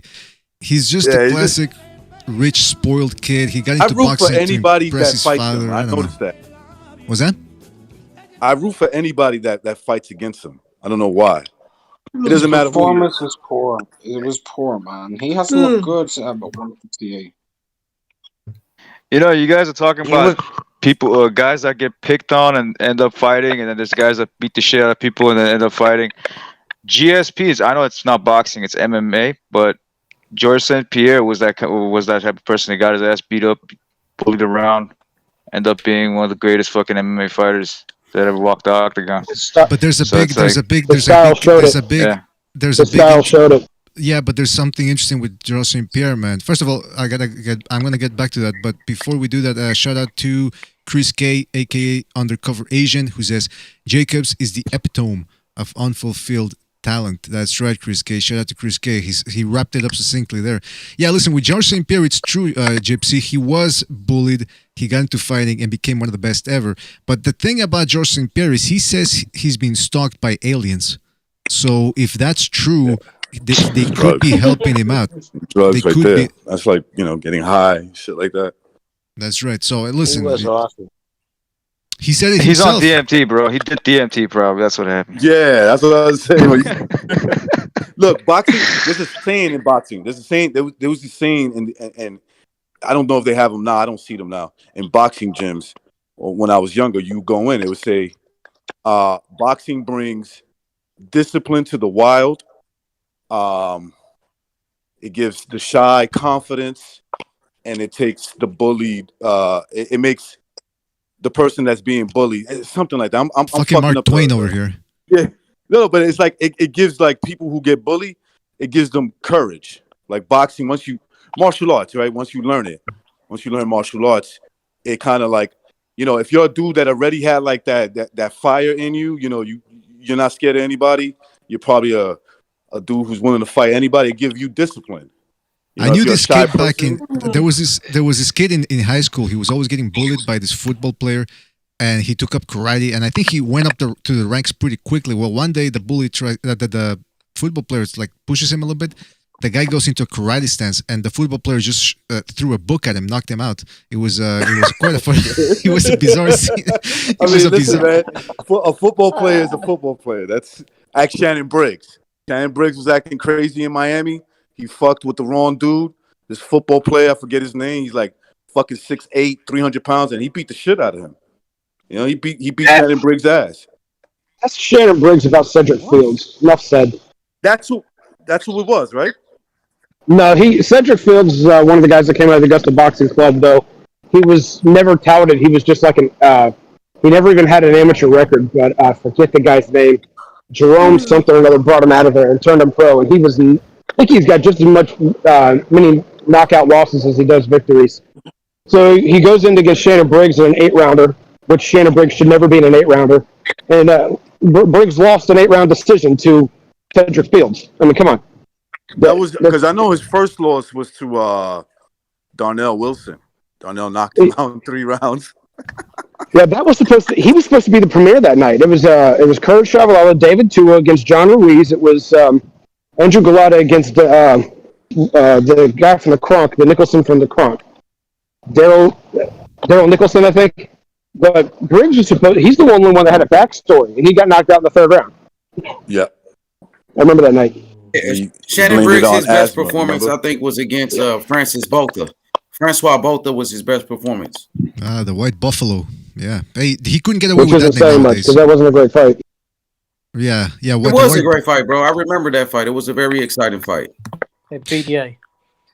Oh, we got Kenshiro. Go ahead, Kenshiro. Go ahead. I'm wondering if Canelo wins, hopefully he wins. But if he wins, I'm wondering at the end if he's going to call out Terence Crawford or his little crony saying, "You think I'm scared of any black fighter? Who wants to challenge me? Put their money where their mouth is." He gonna call for that Jacobs rematch. That's what he gonna do. He should. I mean, the reason why Canelo's criticized Kenshiro is because Canelo had an opportunity to fight Demetrius Andrade at 160 for undisputed. Instead, he went to go fight Sergey Kovalev. So this is why he's getting criticized, because of Andrade. But in fairness, man, I think he's fought more top black fighters, Canelo that is, than Terence Bud Crawford. He's done more than Crawford. Look, Crawford was wrong when he too. mentioned the black fighter thing. But at the end of the day, Crawford fought black fighters too, because I heard people start making videos. Crawford didn't fight black fighters. Crawford did fight Hank Lundy. Crawford did fight Breedis Prescott. Crawford did face what's the name? Pierre. What's the name? Man, the dude name, bro.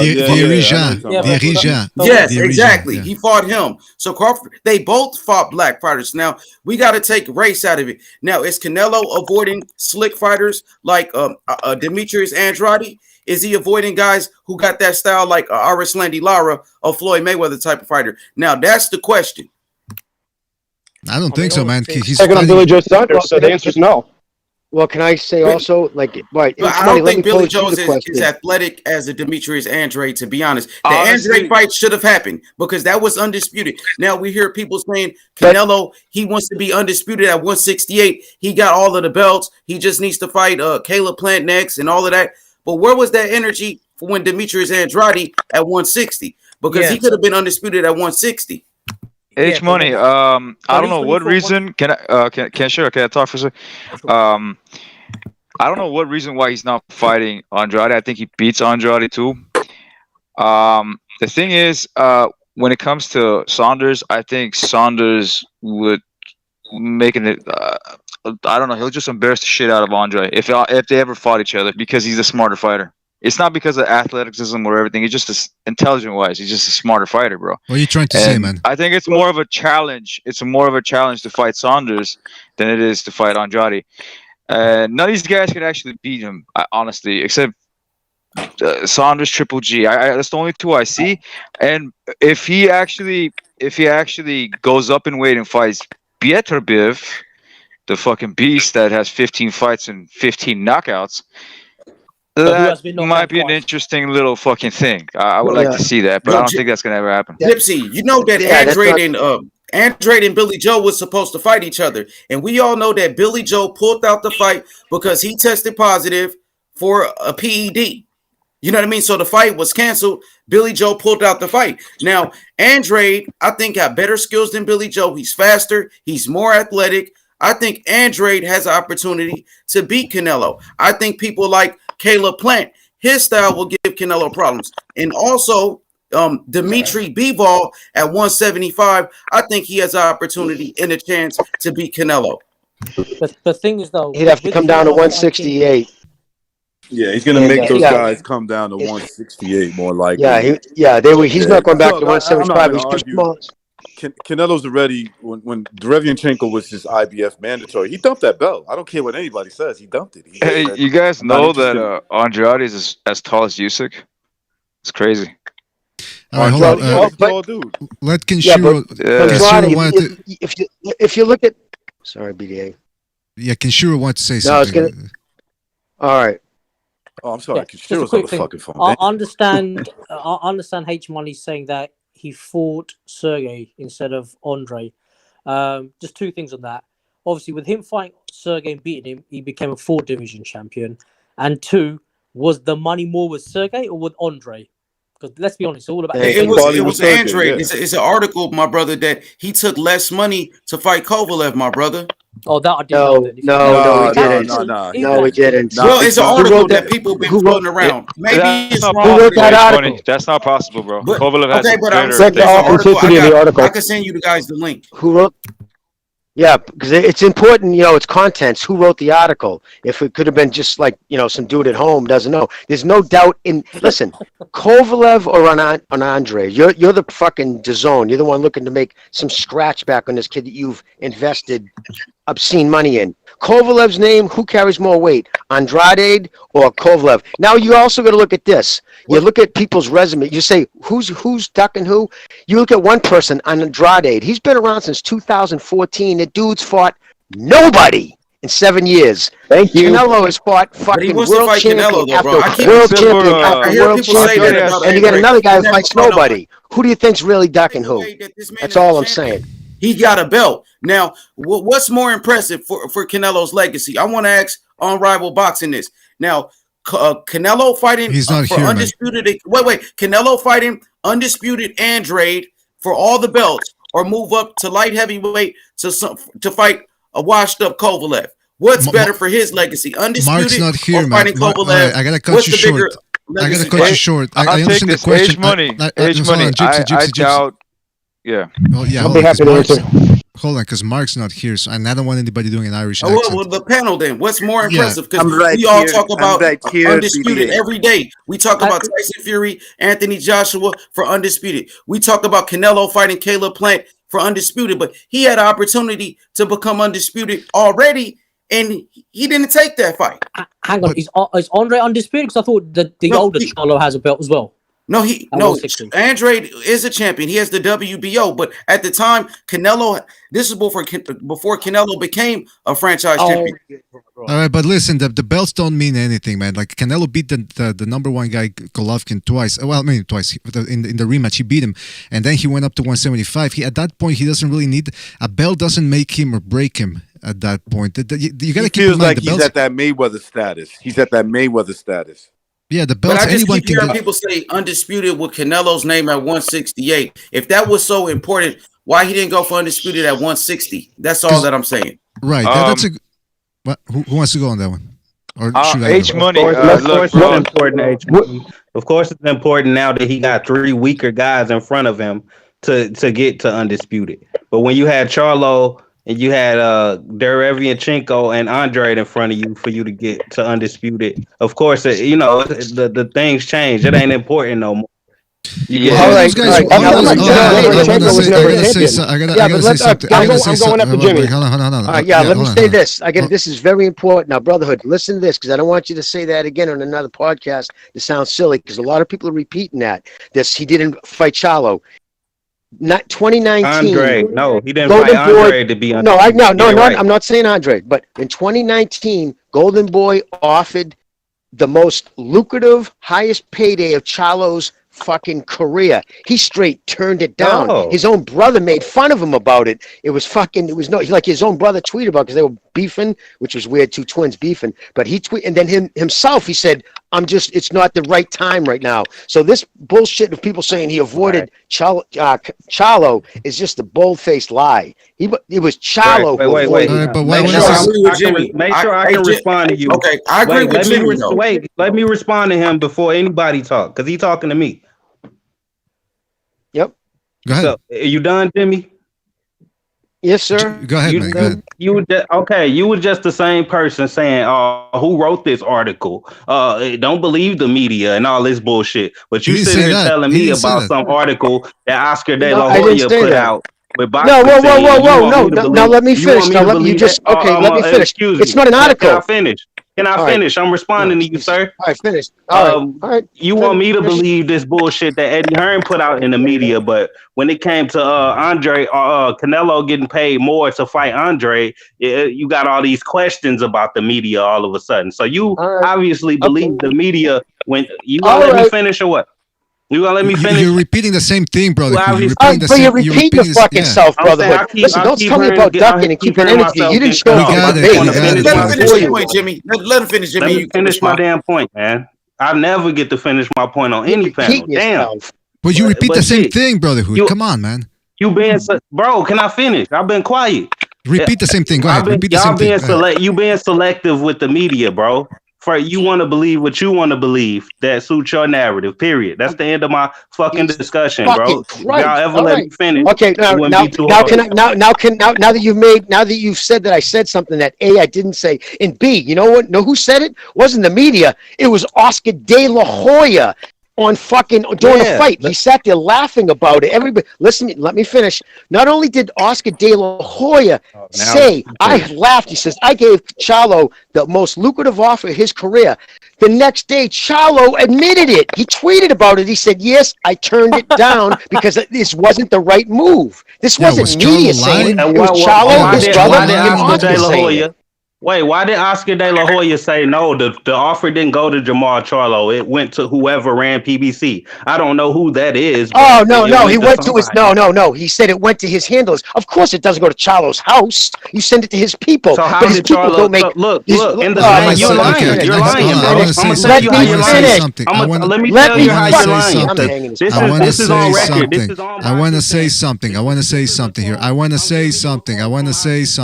Listen. All right. Mute that motherfucker. Yeah, he's muted. Stop. Look, listen, the point is this. When we talk about, because the Charlo thing is he admitted it himself, so I don't see what the point is of continuing that conversation. With Andrade now, is he a weaker fighter? That's the question. Is he weaker than the guys at 168? Well, Andrade struggled mightily against Kolke. Now, Kolke is not a bad fighter, but I think we can all agree Canelo's worlds better than Kolke. So when Andrade is struggling with that guy, and Gypsy, I'm not disparaging Martiriosian. I'm not disparaging. What's okay, BDA? Bro, please let me finish. Let me finish my shit, and I'm gonna jump off because we're not talking. We already look. Charlo already admitted he didn't want the fight, so I don't know why we're still harping on that. That's your truth, bro. That's your opinion.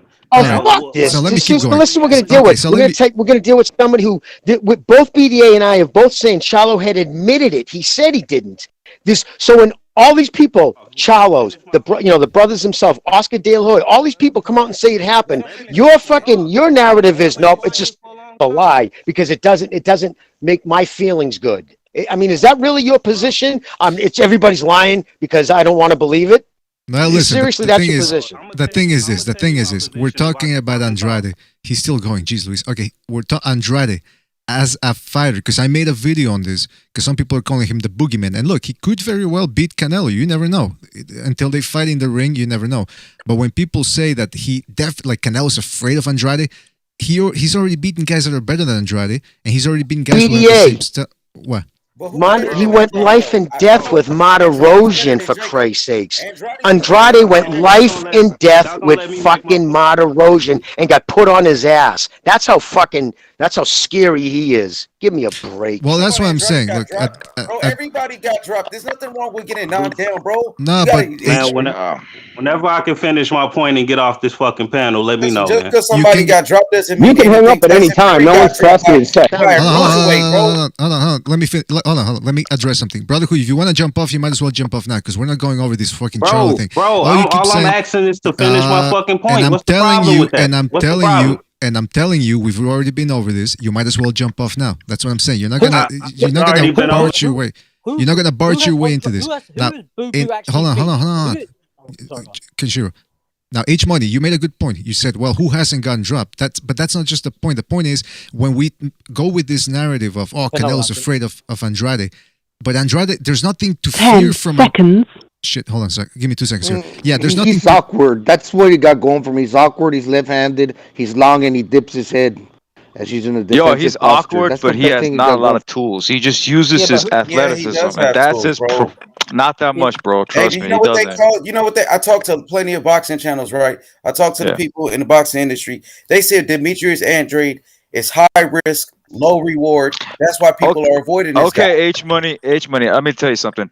He was successful against Sulecki in the first couple of rounds. After that, he repeated the same shit over and over and over again with little to no success. He was winning it because he was tapping him on the gloves, and that's about it. That's what it came down to. Sulecki was just he couldn't touch him after that because he couldn't change his game up. If that was Saunders, That's he would have right. fucking changed it up, bro. I'm telling you right now. Bro, That's why Andrade he uses his athleticism. He's a good fighter. Don't get me wrong. Canelo's But whether he can beat Canelo's whether not he can beat afraid of. Canelo, I don't think so. I think Charlo has a Yeah, better he's got shot than he's beating got Canelo's not athleticism Canelo. afraid of. early. you know Yeah. Charlo's ducking Andrade. Everybody knows Charlo been ducking Andrade for years. Eddie Hearn sent this man his biggest I don't know payday. about Let that. me speak.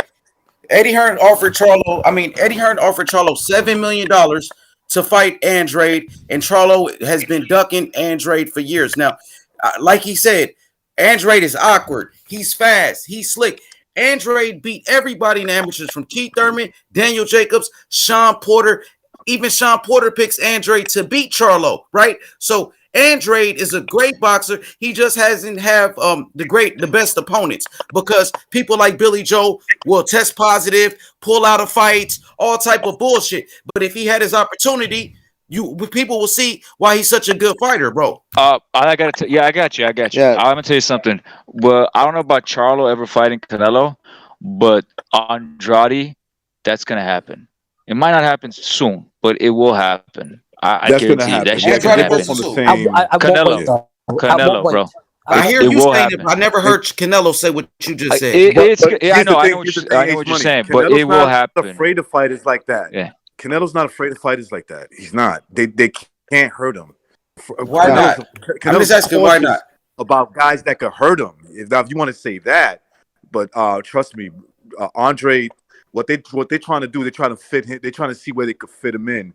That's an easy W for Canelo. And H Money, look at his style. You said he was successful in the No, amateurs. it's not, bro. He said he was There's successful. nobody. He got Listen, bro. he I got mean, speed I know early. it's not because. Go ahead. He's got speed early, and he can knock somebody down. But those fighters usually get up, and like later, Andrade's troubled when the going gets tough. He runs out of answers. And the amateurs, he was only fighting for 3-4 rounds, and he was successful. But now in the pros, it's a different ballgame. And listen, nobody was a bigger fan than Andrade than me. Listen, I followed him in the amateurs. He's from my area. I was huge on him. Listen, I got to tell you, he was great. He was fucking great amateur fighter. And he's a very talented kid. I think a better, slicker boxer than Charlo. I'm not saying Canelo made an offer. I don't know. I'm not going to speak on something I don't know. I know for an indisputable fact, he did offer a fuck because Charlo himself didn't deny it. So that's all I wanted to say. So I don't mean to get hot and bothered. I agree with you, Jimmy. I agree with Jim. Jim you know, is when right. someone's Even response is, Jermell no, they're Charlo said. lying. To me, Yo, that's just Jermell like, Charlo said that. I know, but he I said that his understand what brother you're saying. turned down the Canelo fight. So his own brother said it. Well, listen, when it comes to the Andrade fight, anything can happen in boxing. We don't know for certain whether Canelo can beat him. But this whole thing about him avoiding Andrade, when he already when he decided to fight guys like Golovkin, Kovalev, Daniel Jacobs, who is more proven than Andrade. Now, look, Andrade. I think Gypsy made a great point about the Sulensky fight. He came out trying to prove a point against Sulensky, and he fought uncharacteristically more aggressive. But then he couldn't sustain that because it's not his style, and he was doing the same thing: decent jab, looping left hand, decent jab, looping left hand. And he was missing with that left hand. So that type of stuff, he can go for 3 rounds like in the amateurs, but then afterwards, his act gets old, and he's very good defensively. Canelo's not going to have an easy time finding him, but you do need some mustard on your shots to beat Canelo. And Andrade, I just don't know if he has it. And now Canelo's at 168. Canelo's going to beat him because he's going to keep coming forward. Those punches in the first 3 rounds are not going to really hurt Canelo. Canelo's been hit by harder fighters that put more into their punches.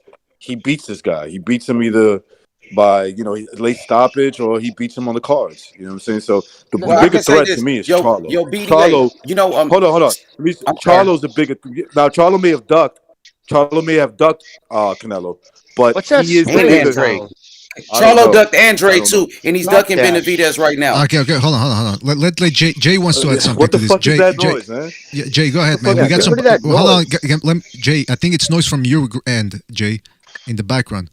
It sounds like you're Yeah, sawing there. something. Let me move. I got Yeah, I'm no, outside. just press mute. Well, he Well, wants to if say. I'm going to Hold on, talk, I can't press mute. Yeah, he wants to say No, I something. was Go ahead, saying Jay. something, man. Whoever. Yeah, Hold on. Jay wants. Hold on, Jay wanted to say something. Recognize, and then even though he's got background noise, if he No, just I moves. was. Oh, okay. Yeah. Let recognize finish. Let recognize. All right, go ahead, recognize.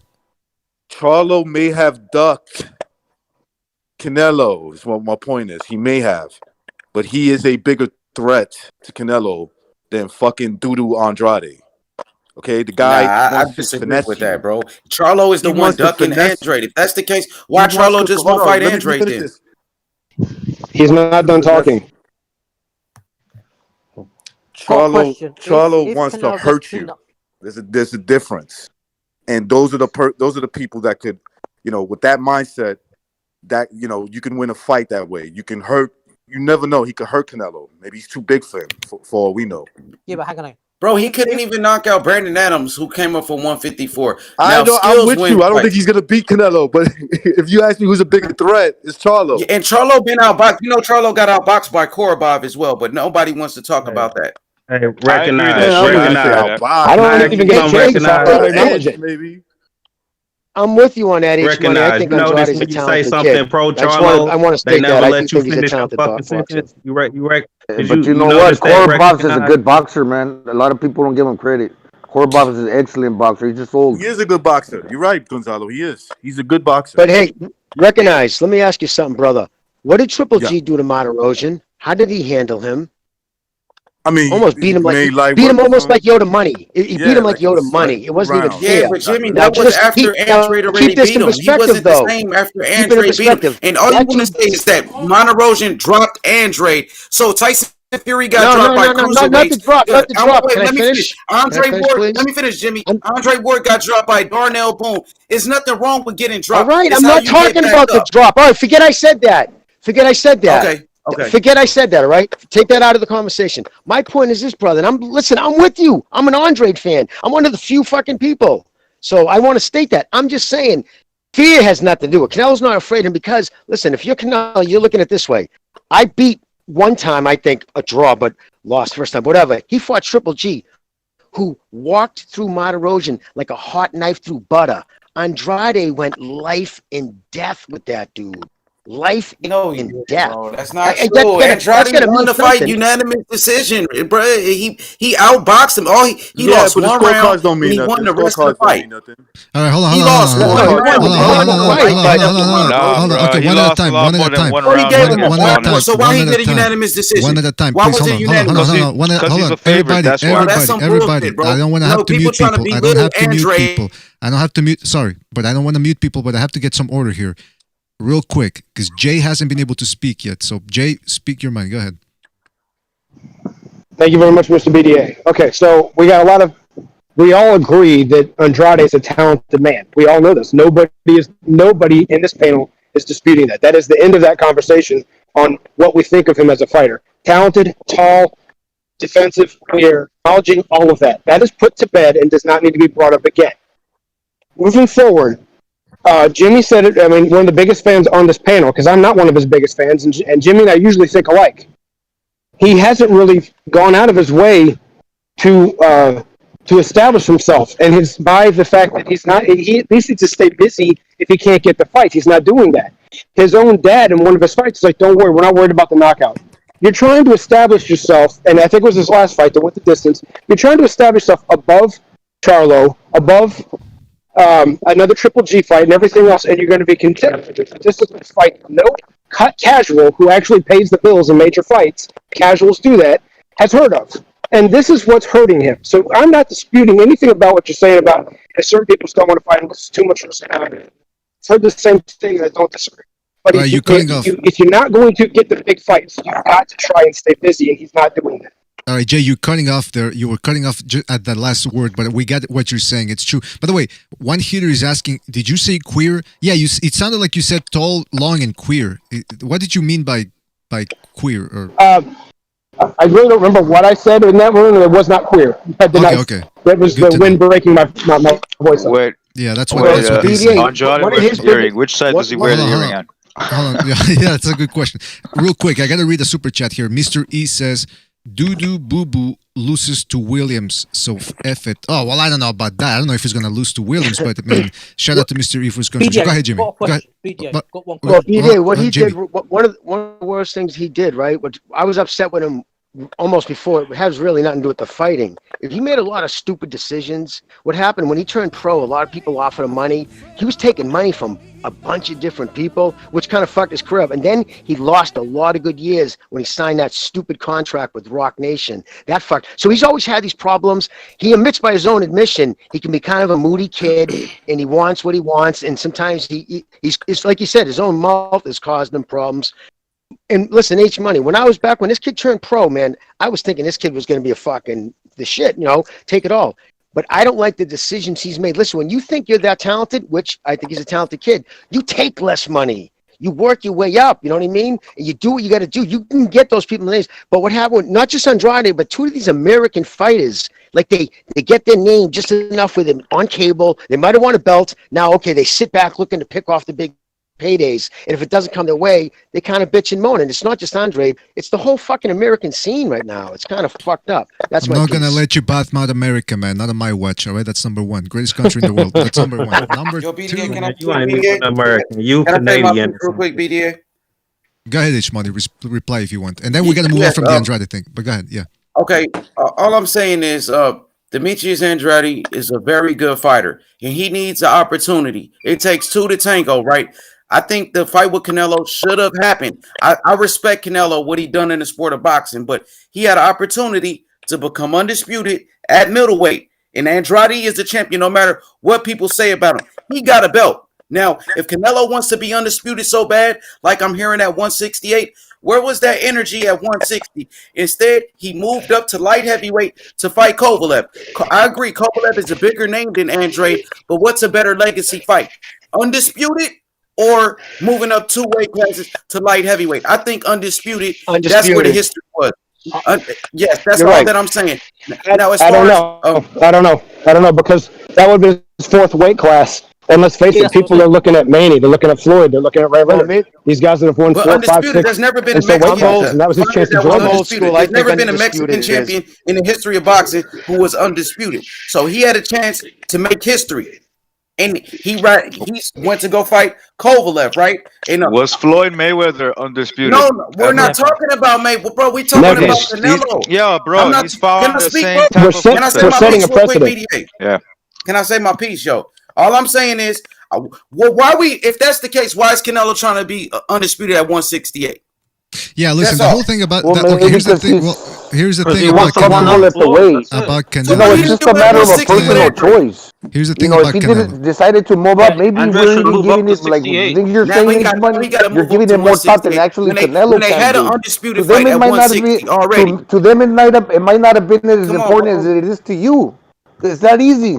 Yeah, that's It's a that's matter easy of now. personal but- choice. Now, hold on. Let me say this because Canelo is saying I've got one question. hold on. The question is, why is Canelo now saying he wants to fight at 168? Well, I mean, he moved on from 160. He feels he's done enough. He doesn't need that undisputed when he already beat the number 1 guy. In 168, the division is different. There's no consensus number 1 guy. He went. Well, a lot of people saying it was Callum Smith. So he goes in there, he beats him. People still criticize Canelo. So he says, okay, let me beat all the top guys. The top, Caleb Plant and Benavides, and we're gonna sell that. But at 160, he already beat Triple G and Daniel Jacobs. He probably feels, and I'm assuming here because I don't know what the hell the guy's thinking, but I'm assuming he's saying after I already beat Triple G and Daniel Jacobs, why do I need to fight Andrade for undisputed? But undisputed at 160 not the same thing because he already beat the guys. He's already the lineal champ. That's the logic. He didn't beat everybody. There still was one champion, Andrade, and he ducked that fight. Let's just be clear about it. He ducked Andrade. But he ducked Andrade. But I think the reason why you know Canelo, he's a little arrogant. If he deserves it, if he thinks you don't deserve the payday, he will not give it to you. It's the other way around. That's a Let me ask you 2 questions. Let me ask you 2 questions on this to try and all the belt, paint a legacy picture. fight, it didn't mean anything. So we should say fuck You've said this 10 undisputed times. Can I ask you a question, if that's please? the case. We should say fuck undisputed at heavyweight then. So that fight doesn't mean shit either then. All right. Well, hold on. Okay, listen, hold on. I got a relevant point to make on this, okay? Right. You're saying that there was one belt left, okay? Was Lennox Lewis undisputed champion at heavyweight or not? Yeah, I know you're talking about the WBO, bro. You're reaching now, bro. At that time, the WBO wasn't even recognized as a fucking world title, bro. So stop reaching. It's cool that the man avoided Andrade. Nobody wants to admit it. I'm not talking about Charlo. We're saying Andrade. He ducked Andrade. That's all that I'm saying. All right, well, that's what you're saying. Hold on, fellas. And I was painting another avenue to look at, and you're not listening to me. So since you're not going to listen to me, let's just drop Andrade and talk about something else, because this has been going on for over half an hour, and nobody said anything different. All right, well, hold on. Nobody cares about Andrade, man. Who gives a shit? He has his WBO belt or whatever belt. Who gives a shit about this belt? Oh, that's wait. Butcher, that's the belt he has, the WBO belt? Yeah. Okay, that's not undisputed right there. That goes out the window. That's not. It's no, only the best. Listen. The WBO is now a legit fucking belt, a major belt since 2007. Oh, come on. When the other organizations recognize WBO as legit. Don't do that to me. Don't do it. Well, they recognize each other. Listen, these alphabet organizations are crap. The fact is, when people say, "Well, he's got the 4 belts," anybody can get a belt nowadays. Anybody. The belt doesn't make the fighter. The fighter makes the belt. Now, I got to read the super chat here. Hold on.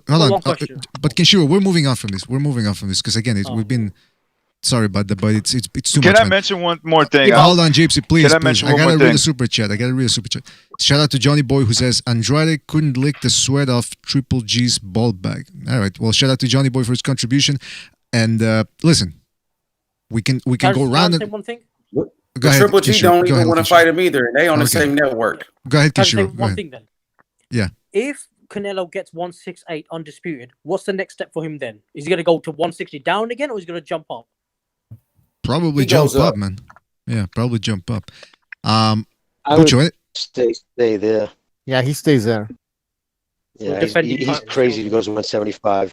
Myself, that's just my opinion. Listen, at the end of They the might day, pull the James Toney and have him come down to him. To get undisputed. Yeah, listen. I don't think Canelo ever wants to go back to 160. Okay. You know the reason why he doesn't want to go back to 160, it's a body thing. He doesn't feel like dropping to 160. It's too much of a cut. That's why. Well, hey, for all of y'all that believe in everything the media say, Canelo did have. He talked to Kevin Ioli or something like that, and they said Canelo sent better be have an offer at some point. So obviously he has some type of interest in 175 if you believe that everything the media say. Well, Beterbiev, I think, said that never. Well, I was watching ESPN Spanish after the Yildirim fight. Anyways, and they asked him about 175, and he said it's too much weight. I'm not going back there. Yeah, I saw the same thing. After Beterbiev, it looks like not that impressive. Maybe he starts thinking, "Oh, maybe I can pull it off." But who knows? He probably stays at 68, and he makes fighters come up to him. He makes Golovkin come up. He makes Charlo come up, and he takes the Benavidez fight. If you take those 3 fights plus the Caleb Plant and the fight that he's taking now, that's like 2-3 years of fights.